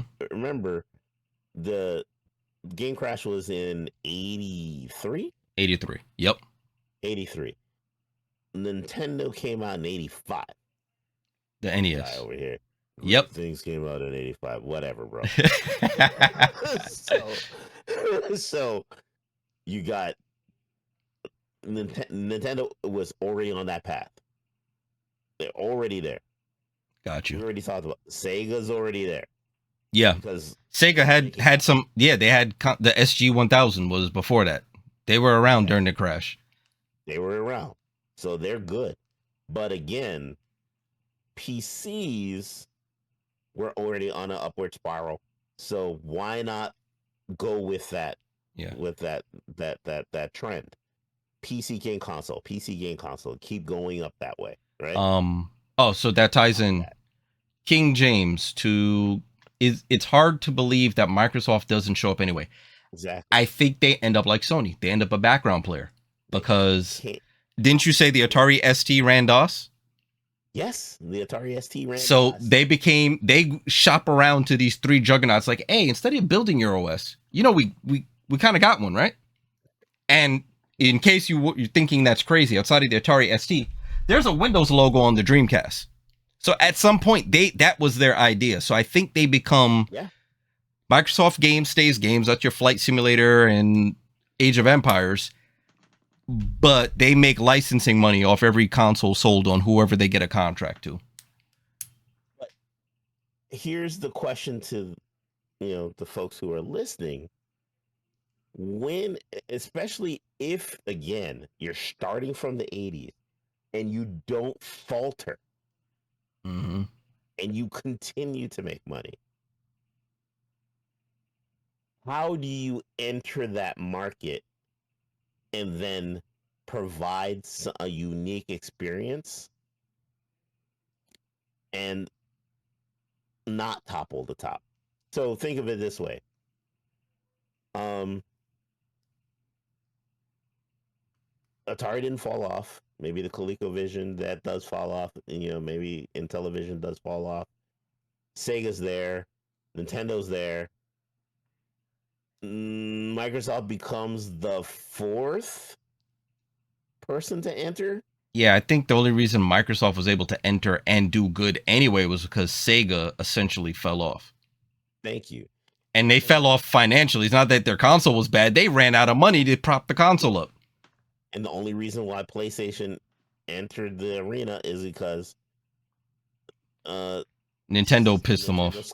pissed them off and they scoffed at it after they worked a year or two on the Yep. project, Yep. right? So to see think about and let's be real, Nintendo Sony also at the time had more money than God. Like right. But look, when Nintendo did that to Sony, who were they looking up to and saying, I don't want to take that risk because they're there? Nobody was there. yeah, Sega There was was nobody at the top. Sega was already talking about hurting financially because of what they were doing with the 32X. Yeah, there was still an opening. Yeah, there was still an opening. And software devs at the time were mad at the licensing fees that Nintendo was charging. So they looked at it and they was like, Microsoft thought looks sweet to me. Mm-hmm. They already gave up their we sat down with Sega. They showed us the way of the land. We'll just take it. Sony was like, oh, we developed all this stuff for you, and we have all this IP stuff, the software. All right, fine. We'll just do it on our own. That wouldn't have happened. Yeah. And Sony had started talking to developers because they were showing developers, hey, we're making this thing with Nintendo. They had all the business cards. They're like, hey, by the way, Sony, you remember us, right? You're probably talking to us maybe on a Sony Ericsson phone right now. Anyway, we're going to do our own thing. How'd you like a shot at it? Licensing fees? Cheap. Cents on the dollar. Enough said. So yeah, that's why I brought up the thing to Dave before is, does hubris get to Atari and they make a slip? But he says in his theory they don't. No, because again, a lot of this, a lot of this is hubris. You watch people, they get too big, they slip up. So then, what if for you? Yeah. With everything going on. Yeah. Do we end up where we're going right now, but sooner, where it's a dockable, handheld looking future? Yeah. Because it seems like everyone's going towards that now. But let's be real, that didn't start now. Mm-hmm. Cue in the Sega Nomad. So that's what I said. Yeah, so if Atari's there fighting with the big three at the time, Sega drops the Nomad, Atari has the resources you say they have. Do they then bring out a dockable handheld as well? This is now circa 95, 96-ish. Sure. Absolutely. So then do and, we... and that was my point, right? Mhm. If Sega has a Nomad, best believe Atari got something. Yeah. So if Sega has the Nomad, Atari has something like the Newton. What year? Or so, What year did the Nomad drop? Very good question. Sega Nomad. Release date is October of 95, and it was the 16-bit hardware they put in it. So Atari's 16-bit. So what was their... The Jaguar ends up a handheld where you can drop in Jaguar games. Yeah. But better. But better. So hopefully they figure out the battery life. So 95, 96. Do we end up by maybe the mid 2000s with essentially the Switch model just sooner? Yeah. I don't see a reason why not. So, okay. Do we get the Switch? I think we get it we don't get sooner. I'll tell you what we don't get. What? We don't get a Wii U. Yeah, they can't afford a Wii U. I don't think a Virtual Boy hits the market. You cannot afford to have these missteps because there is somebody who is at the top looking down. Yeah. So you can't have for these missteps. It has to be a certified killer to whoever's on top. So Atari's, and let's for the sake of argument, Atari's number one console or portable console is their portable, Lynx ST. The Lynx ST or Jaguar Lynx or something. Lynx Plus. Lynx Plus, yeah. So to have that, then we would you're not going to have the Virtual Boy. You can't have that misstep. The Virtual Boy was an instant failure from 1997 to 1997. The shortest console life ever. Okay. Right? It just didn't work. But then again, you have like Nintendo coming out with exactly the Virtual Boy. So and they had to have something out there. And of course, Sega has their Nomad. They have to have something. And it's this very slow, methodical choice to put out something that is marketable to the industry, to people who want to play this game. I like it. Okay, so we end up potentially with a dockable future sooner. Uh-huh. See, look at this. Oh boy. 1982. What was bundled with Atari VC? The Atari VC, or the Atari 2600? What? You know what was bundled with it? No. Donkey Kong. That's why I said, even if Nintendo comes out, right? Mm-hmm. Atari's looking at them like, you making games for us, right? That's probably just gonna stop. Exactly. And if that stops, Atari builds a Donkey Kong clone. Yeah. A Donkey Kong clone or a Donkey Kong killer. Yeah. So you're King James said no Power Glove. Thank God. He doesn't think the Power Glove happened. Okay, you said no Power Glove. I instantly heard or smelled the Power Glove. So it's Uh kind of funky. If you played uh it, it's yeah, there's no breathing in that. Hmm.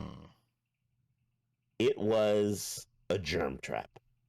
Yikes. It's not like you just switch the glove out or wash it. Oh, it stayed. Every single beautiful sweaty drop from owner to owner, you inherit. There's a detail we could have done without. Oh, taste it. I got you. What? What do you mean taste? What were you doing with your power glove? Look, there's some people. Avex, why did we go there? Oh God. Well, Don't read that. I wouldn't put it past people to do some nasty stuff with that. But again, to have this looming console, console, over you, I don't think Nintendo would be making some of the decisions that they made. I don't think that Sega would be making some of the decisions that they made. They would have to be correct. They would have to move very carefully. And anyone who is going to be the fourth or fifth, person who's going to enter that market really got to think about it. We and Reap opened up with that. No Philips CDI, no Panasonic 3DO. Those are dead. You'll still have a Neo Geo because that's Yeah, they just went after. Do you want the exact arcade at home? We got you. exactly right. You'll still have NEC. What was NEC again? You sure with that? I think it comes out The and NEC then. PC engine. You know what I mean? They'll do their thing. NEC had the NEC APC microcomputer in 1982. Yeah, so they're They're still around. still gonna be around. They just decided to opt out. Looking at the NEC cost. Versa, I remember that joint. NEC the mobile gear, the little flip. No, you're on your own with that. Hand. What? What? I have to look that up. Are, So are you the speaking mobile gear, English? the mobile gear was their black and white LCD handheld computer that ran Windows CE. And that's to my point. I think Microsoft ends up a lot of the background player in all of these. They just collecting license fees from everybody. NEC again. Who? Okay, I'll put it this way. Why do I say that NEC is still there? You're still going to have an NEC. You're still going to have an NEC because who do you think was supplying Nintendo Yep. with parts? They're still an OEM. Yeah. Yep, they provided them the RISC CPU for their stuff. They supplied the CPU for the Hypo Neo Geo 64, the Dreamcast, the Power VR. They were the muscle behind a lot of these. They provided the CPU. It was them, Panasonic, Sony. Yes. Again, one thing that doesn't change here is Japan's making money off the video game market because Japan at this point was the consumer electronic market leader for the globe. Japan still is who they are. Yep. What brands become the zeitgeist in our video game history is what changes in this theory. So you're gonna have these companies. NEC is gonna fade out just like they did. Neo Geo is gonna fade out kind of like they did. You know what I mean? Yeah, because if the arcade market still follows the same trend, then Neo Geo's relevance. Right. It's just, but to straight up come out and say, "Oh, yeah, Microsoft's going to come out and they're going to be." No, I'm sorry, Microsoft's going to come out. They're going to be not the Atari. Again, Atari, Nintendo, Sega, NEC, Neo Geo. There could be a sixth player in the crowd. Stop. Stop. You ever Yeah. seen the sixth? You ever seen the sixth puppy who gets a chance at at mom? That's the run of the litter. Get out of here. Damn. You know what I mean? Your analogies tonight. You own one. Oh, like no, you don't get to be a runt and start to, bark the loudest. It doesn't work that way, because the one that has bite to their bark is going to bite you out. They're just going to snuff you. So nah, man. So we They could don't get to do it. potentially be looking at Atari whatever mobile right now versus Sony's rumored mobile versus the Yeah. It's really the Switch, right? The Xbox ROG doesn't. That's just another PC handheld at this point. There's no Xbox branding to throw on it. The market changes. So really, the history of the market really changes from like 84 to 2004. 4 to 2004. Well, no, the Yeah. 360 wouldn't exist. So even further. The 360. No, yeah, the 360 wouldn't exist. So to present day, essentially, where we're now all converging on these dockable handhelds. Dockable handhelds. Non hardware based platforms, all software platforms, where you buy into an experience. I see it. Does that mean VR takes off earlier too? Because this side of the planet seemed more focused on a VR experience. Yep. Everyone was trying the Meta. The Steam had their glasses. There was a lot that VR bubble. I think I could give more comes out of that. Three instant VR titles that can happen, and with the current games that they have, Pong VR, super easy. Everybody Isn't that just become tennis then? tennis? Okay. Or basically take Pong VR and then turn it into a modern version of what was that Tron thing, right? Oh yeah, the light cycle line race. Like, I mean, you just pay Disney some money and license it, and there you go.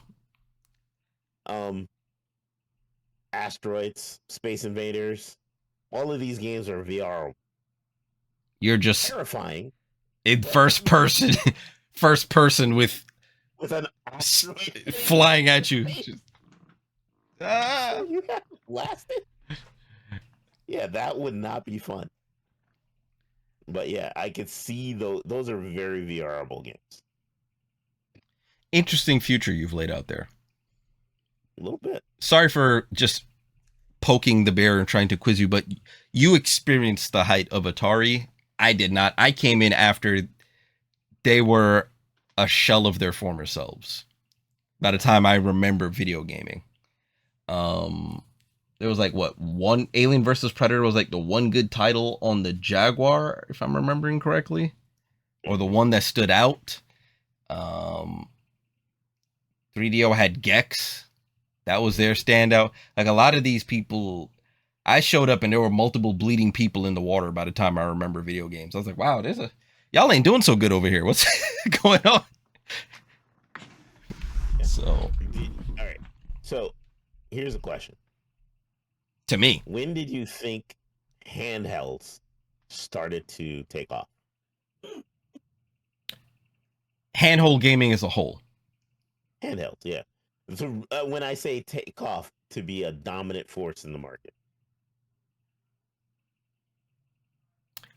So the inflection point where it was and this is the lightning in the bottle thing that probably still happens because it's just one of those perfect marriages of two things.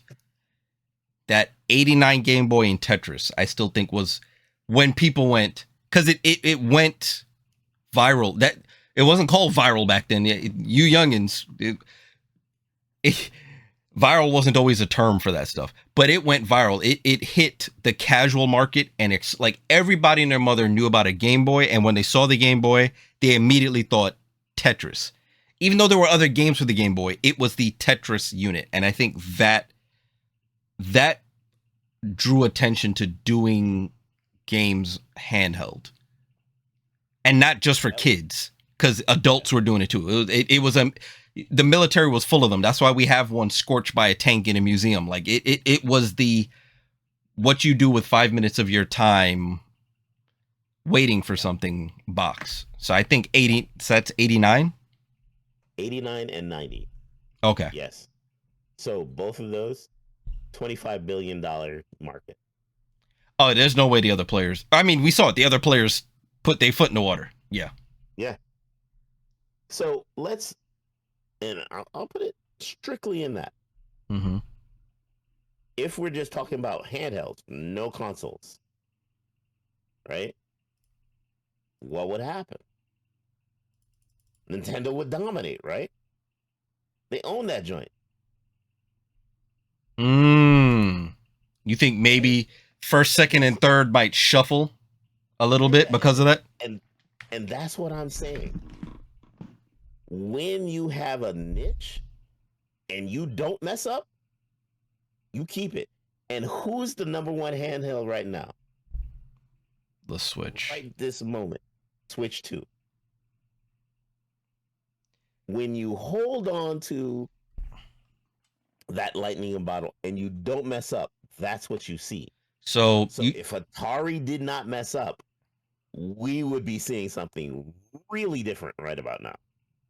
So do you think potentially Atari slips to second if we end up mobile first because Nintendo catches that lightning in the bottle first? Nah, I think Atari would have made a mobile. But do you think it would have been enough to second?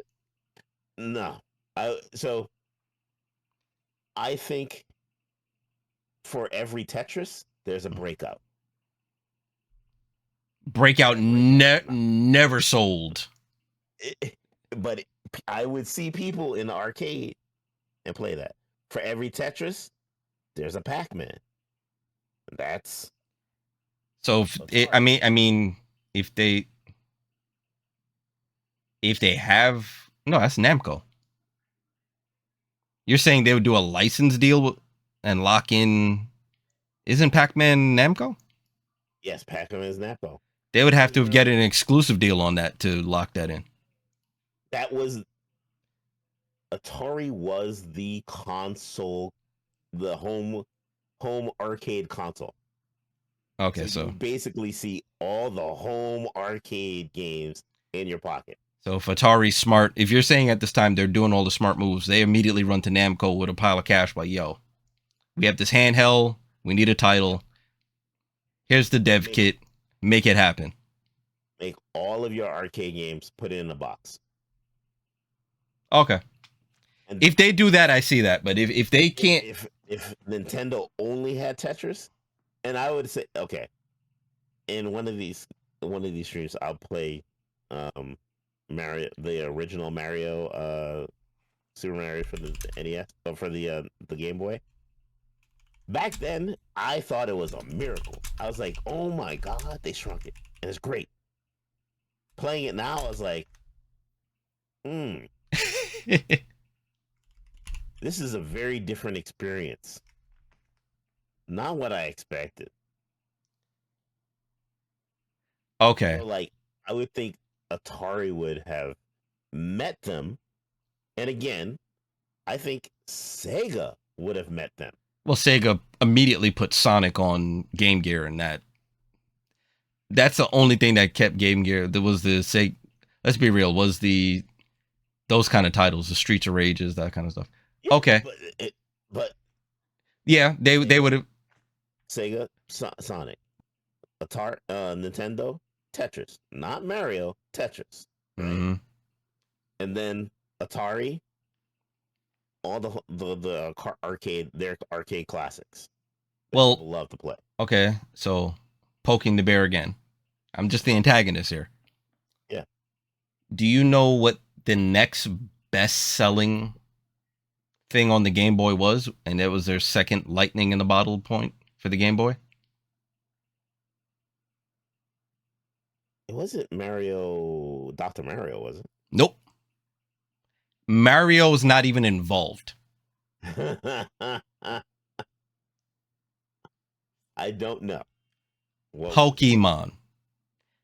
Ew, The top that. five. The top five go as follows: I Tetris, didn't want that.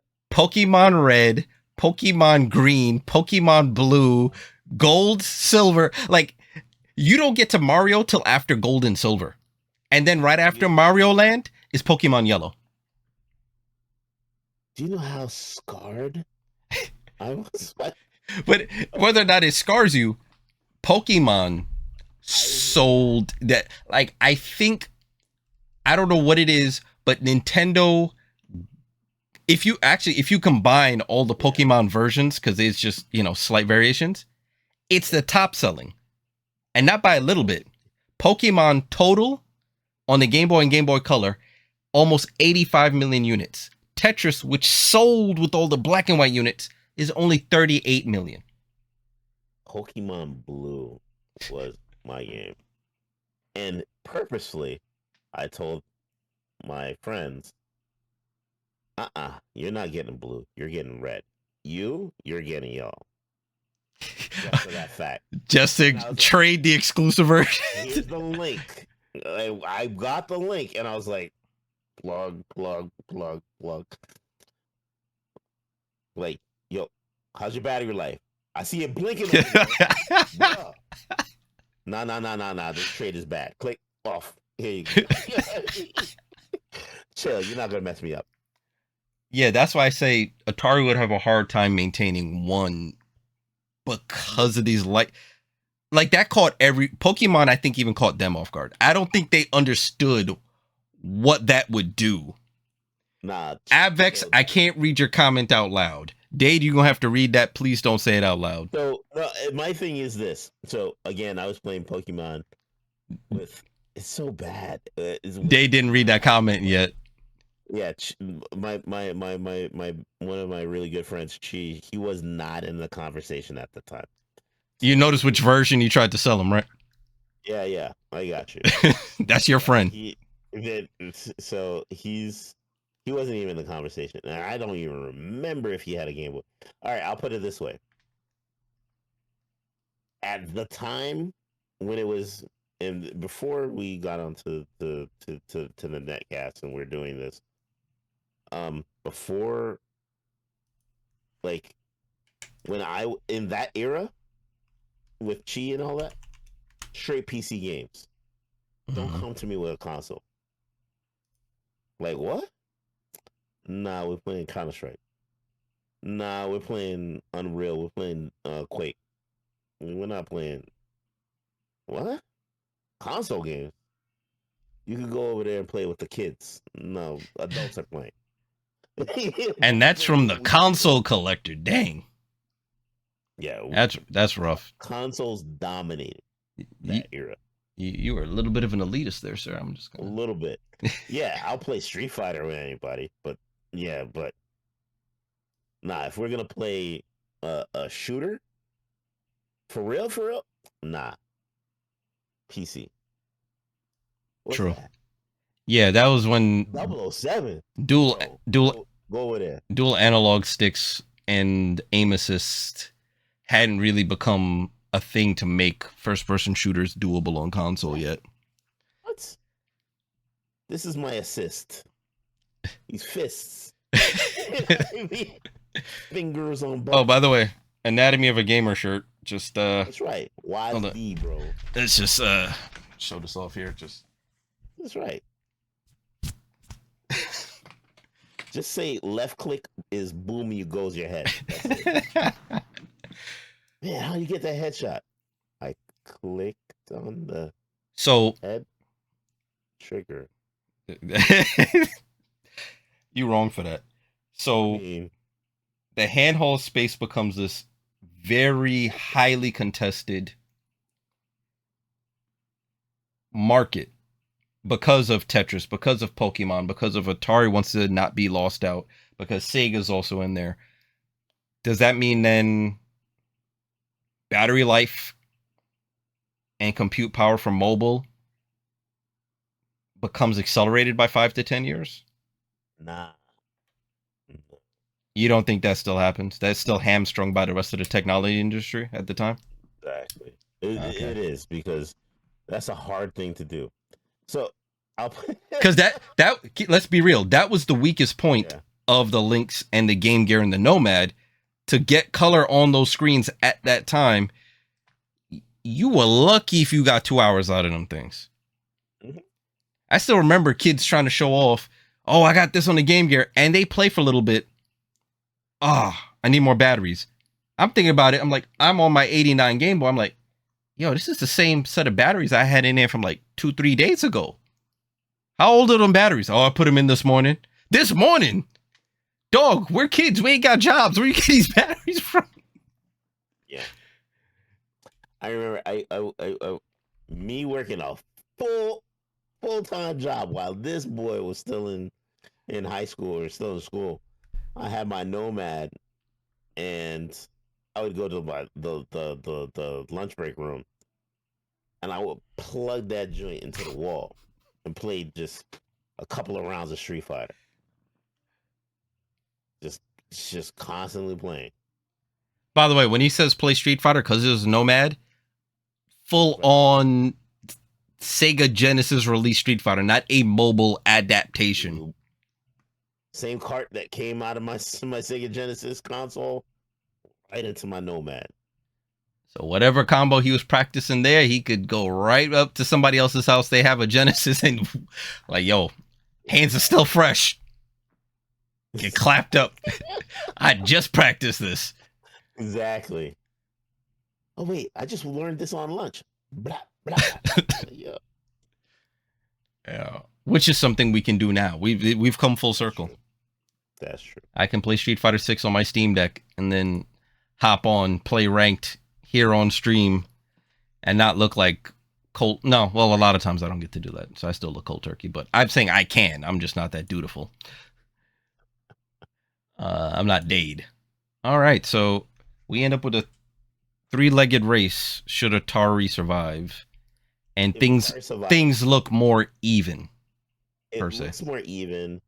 I don't see. It, and I would say this: it evens and it flattens out because I think that Atari beats Sony to their own game by putting out apps on multi-platform, multi. You mean Nintendo's own game because there's no Sony. Oh, I see. No, well, that's true. Nintendo, but I'm just saying what we're seeing now, where Sony is putting out games on the Steam. Atari would have already done that, but Mm. in app form, and it would have gone through other things.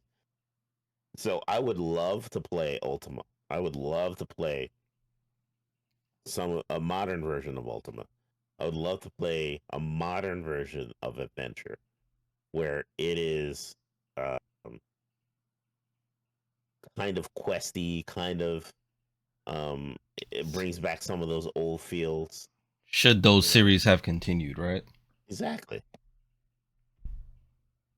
I remember playing a little bit of one of the Ultimas in the 90s, and I was like, there's a lot going on here. This is a lot of game. Oh yeah. What was the last Ultima? That's a very good question. I don't know. There was Ultima Underworld Ascendant. What the heck is even this? 2018. 2018. Yeah. So it's still around, but you don't even really hear about it. And it's a 3 out of 5 star. It's already came out 2018. It's $4.50.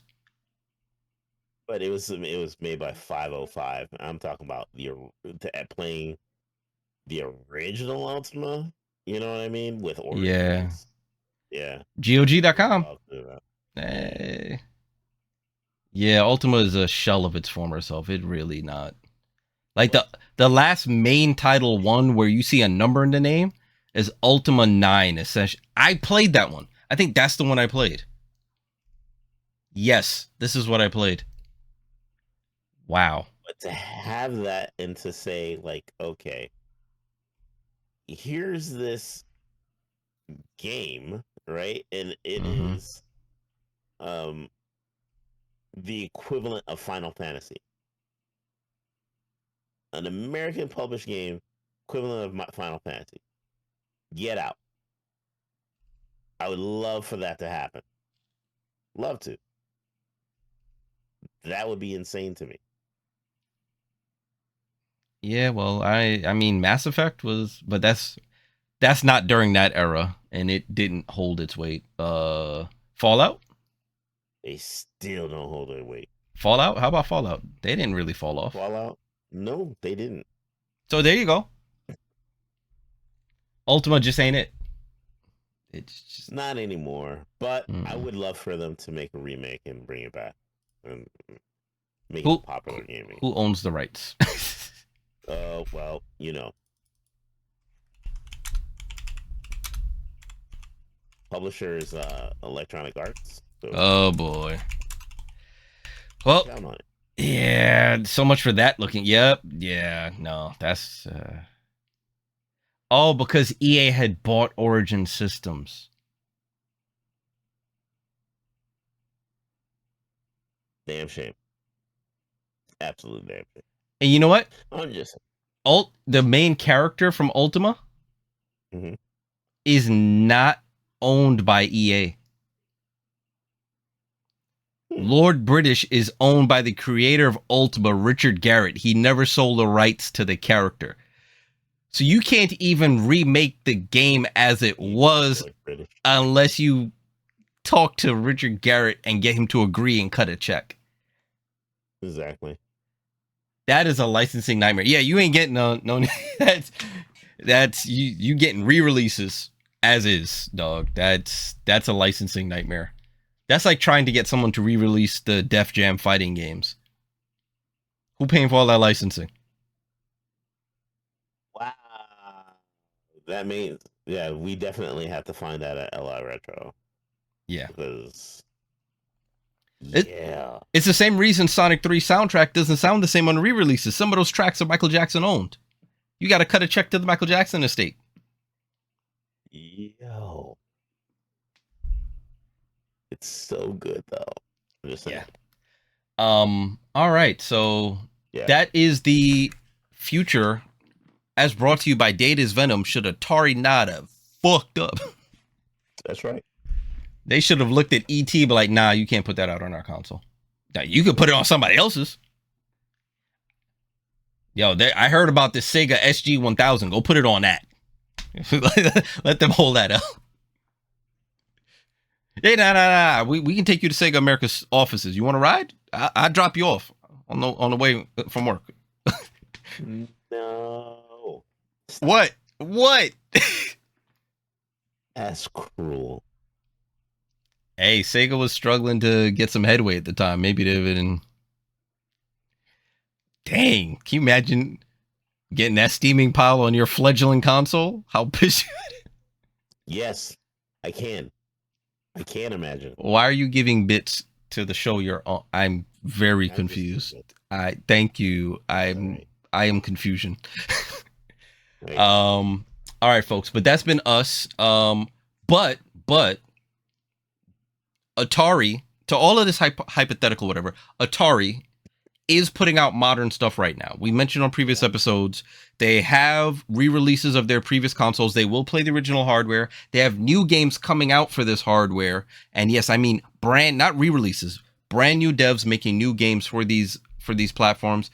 Do check them out. I like to see these like hardware, like this asteroid-based watch. There you go. So please, if you have any interest at all, see if it's in your budget, you got a little bit of stuff, anything interests you, buy it, fund these initiatives, let them know that we like let the industry know that not only do we like retro is a thing, but we like games that are released on a physical medium that contains the entirety of the game, because that is a dying form, and things are just going to licenses now. And some of these companies reserve the right, look at the Switch 2, to completely DOA your hardware or revoke your game.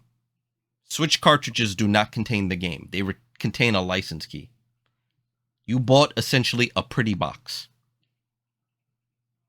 And we lost Dade's audio again. No, Oh, just not talking loud. okay. So do fund these things. There's new Genesis games out there. There are new Dreamcast games out there. There are new NES and SNES games out there. Game Boy Advance is still getting releases. If you have any of these platforms or you want to get one of these platforms, do know there's a game library that is physical, tangible, and you can collect. It can accrue value. You can hand on to someone. These are things, fund them, especially if they're from a local developer. VGA and Ysoft, I'm looking at you, New York publisher of some of these retro titles. So it's one of those put your money where your mouth is kind of things. And I talk about these things and I try to fund these things. What? If I heard something different. Put your money where your mouth is. A Careful. lot of people do that. Not yet. Not. Stop chewing on coins. You really don't want to know where it's That's been. a choking hazard. Don't do it. Forget the choking hazard. The amount of people I see don't wash their hands in bathrooms and put their hands in their pockets with the money. Oh wow. So yeah, when you're like struggling to hold something, and then you're like, wait a minute, hold on, put the money in the mouth. Yeah, don't do that. That's a bad idea. That's one thing I don't do. That's one thing I don't do. We've taken a disgusting turn. We are going to raid out for this. Do we know who's on? Yes. You. No, I was kidding. If y'all haven't guessed by that inside joke, he normally raids me. Exactly. All the time. This guy over here. I swear I thought that. No. Huh. No one from your list is on that you'd want to raid? No. Okay. Huh. We Who can. is on? We got Kinston, Baby Girl. Oh yeah, Kinston. Rockstar Lexi, who I've rated for retro stuff in the past. What is she playing? Scandalous. Yep, Scandalous. X-Men Clone Wars 2 on the Sega Genesis. Wait, what? Yeah, I'm confused by that title. Yeah. Yeah, go ahead. Wow. Yeah, she's playing the X-Men games, so that oof. That patience level gonna have to be high. Who else we got? AIM. Not a bad. Well, see, wasn't a great game. Say that's not a bad game, and then I have to remember rose tinted glasses. Yeah. Oh, I remember that game. Yeah. Yeah. AMD is on right now. Yeah, AMD, like the CPU manufacturer. Really? Yes. Huh. Yeah. Somebody's on playing Uncharted 3. You know, I liked that game though. That's weird. What, the X-Men game or Uncharted 3? X-Men. Someone's on playing Resident Evil 2 right now. Wait, pause. Speed run. Okay. Resident Evil 2 original? Not the remastered, not the... Nah, dog. This is proper, like, segmented joints and all pre-rendered backgrounds. Tank turning. Oh my god. Yep. Great. I love it. I love it. And what else we got old on? Not taking it just for the frustration. Oh my god.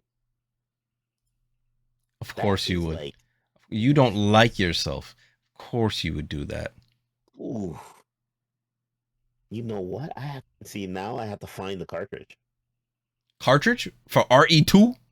No, X-Men Clone Wars 2. Oh, What? so what do you want to I do? swear I liked playing that game If we're going for retro, some reason. I remember Nightcrawler being cool, but I couldn't figure out how to get past the levels. I kept Oh, dying. really?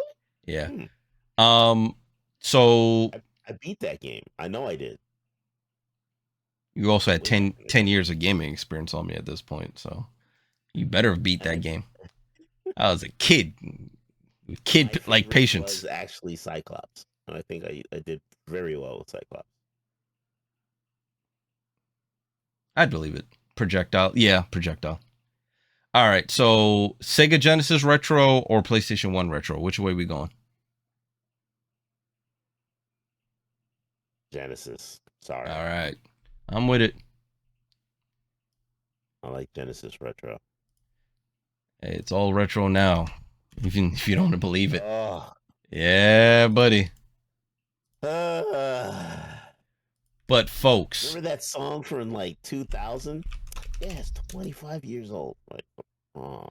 yeah. Think about it this way. When a rock station starts playing oldies, Linkin Park is in there. No. look at No. his whole posture. When a hip hop station is doing throwbacks, you're hearing In the Club.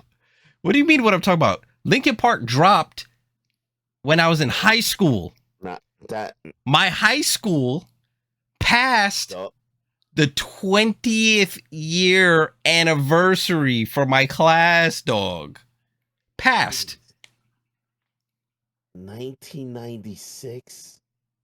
That means What? next year, be 30. What? Oh, what? PlayStation 1? Yeah. No, What? Park.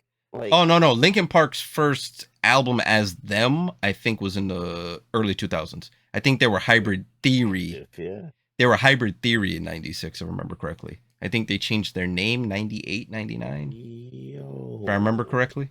Yeah, they've been around the block. Their kids is grown. Their kids are grown. Let me stop with the slang. Exactly.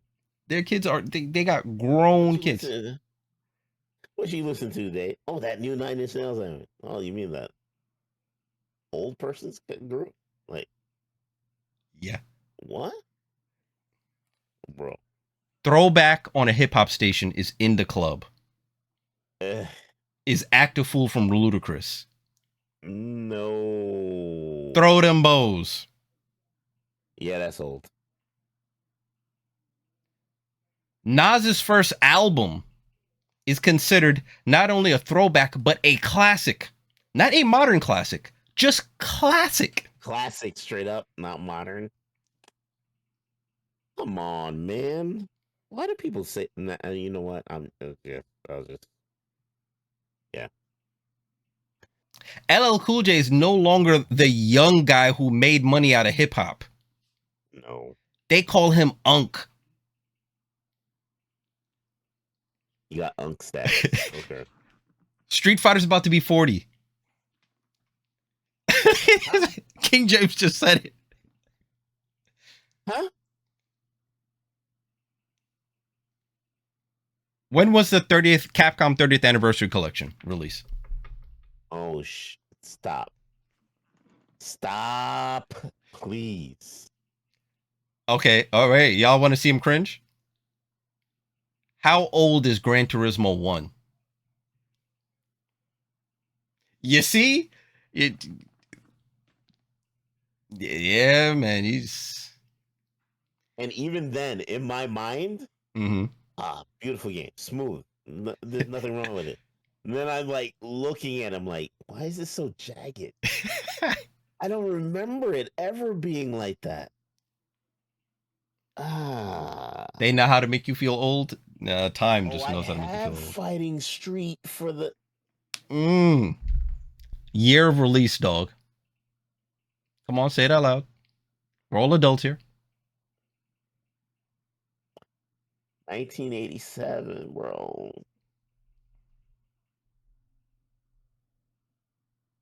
Yeah, buddy. That just hurt. Yeah, buddy. Think about it this way, right? Super Mario and the NES dropped when I did. That means they're about to be 40. Don't look away from the camera. You can't hide from the passage of time that way. Do you know Fighting Street had 2 buttons? Yes. Punch, kick. And there were big buttons on the arcade too. They weren't even that small.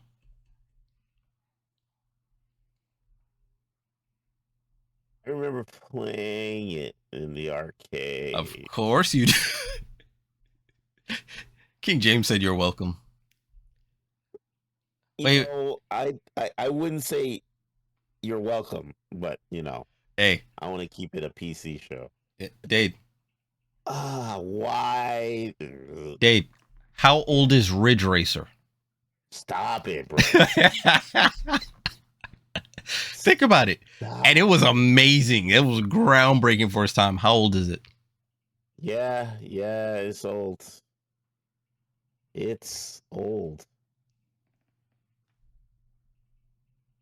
I think we even talked about that, right? Like, can you imagine Ridge Racer wouldn't be out on PlayStation? It would be a Nintendo title, which is weird. If Nintendo snapped it up, I think Namco at the time, either Atari or Sega, probably Atari, probably Atari. Playable on the Nintendo Switch.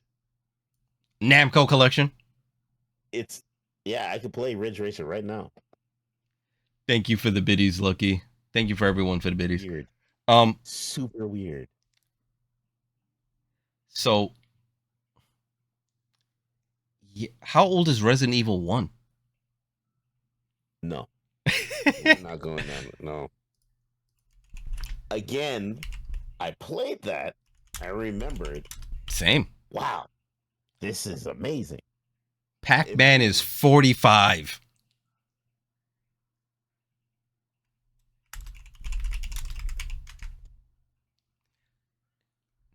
Next year. Yeah. That game is going to be 30. Resident Evil 1. It's a 96 title, dog. So there are some games I'm like, yeah, you know. Hold on, I have to check this. Oh, Sonic was released in 91. Yeah, I was in high school. Damn, Sonic, you old. I was in high school, and this guy's right there. Dade, heck, you were just championing Pitfall. Pitfall Harry came out in 82. Yeah. I was. Yeah. You were 7. Yeah.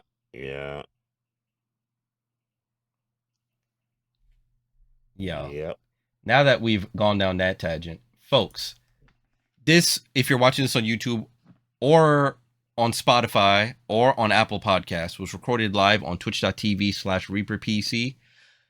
For those watching on Twitch, if you've missed anything, this episode will be live probably tomorrow. I'm going to try to get out tomorrow on the aforementioned platforms in video and audio forms. Like and subscribe wherever, whichever one works for you. You can catch updates from us usually at 2020gamer.com or in the Discord. Final Fantasy VII is 28 years old.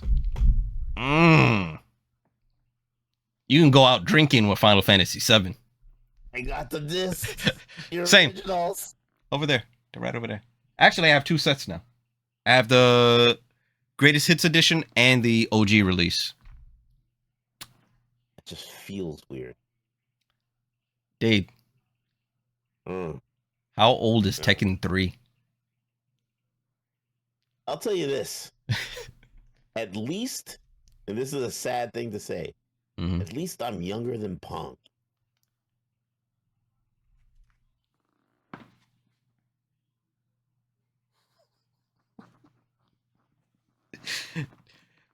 Damn. That's like saying at least I'm younger than Moses. But It's like what? but I'm not younger than the home release. Mm.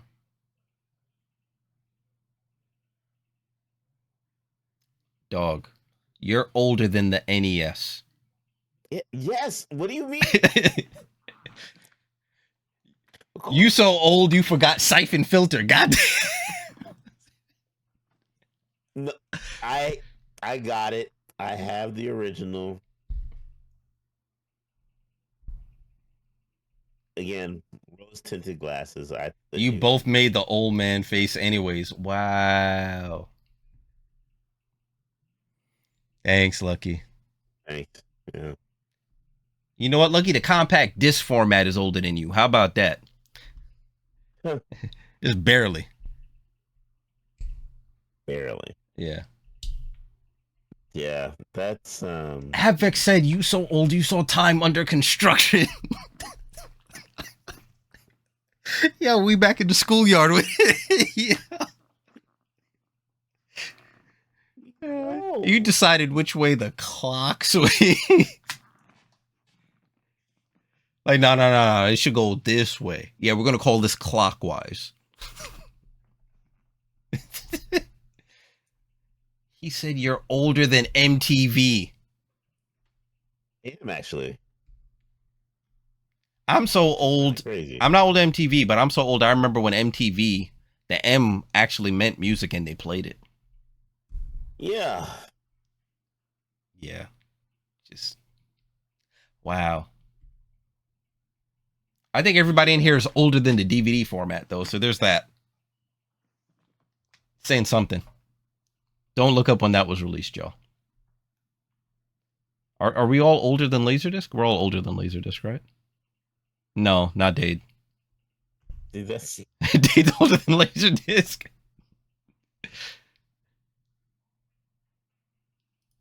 I think okay, yeah, that's kind of weird.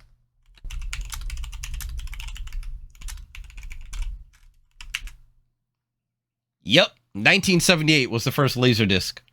Yep. As Disco Vision. Yep. God. I'm barely younger than Betamax. Barely. I was in utero. And Betamax was No, you got to go by release date. You were in beta. I was in beta, yeah. What? Yeah, dog. I remember when VH1 only showed. Wow, King James, I can't even finish that sentence. Dade can finish that. So you can catch Dade is Venom at twitch.tv/Dade is Venom. MTV was a separate cable thing. Yes. Like if you wanted to get MTV, you actually had to request it as like a cable channel that's wired to your house. It's weird back then. Everything was weird back then. Nothing was straightforward. That's just weird. Okay. We've taken this retro spin and we've gone way retro. But yes, all of these tangents and more you can catch usually on our live streams. Excerpts will be on YouTube. Reaper PC -live here because someone else took Reaper PC and is doing nothing with that channel. Dade is Venom is his own channel and it's still unique to him. So catch him there. His excerpts go up on YouTube. His lives are on twitch.tv/Dade is Venom. He's also the same thing on whatever's left of X, on Blue Sky, on IG, on everything. You can find him there. Thank you for that shout out, Lucky. As always, folks, we'll catch y'all on the next one to discuss what if gaming. Enjoy your time online, enjoy your games, and try not to feel old while playing them. I'm gonna raid out on Rockstar Lexi playing X-Men 2 on the Sega Genesis. For those of you watching this post recording, hopefully you've enjoyed the show, and if you have any what ifs, let us know. Drop them in the comments. See you next time. Let me hit these credits.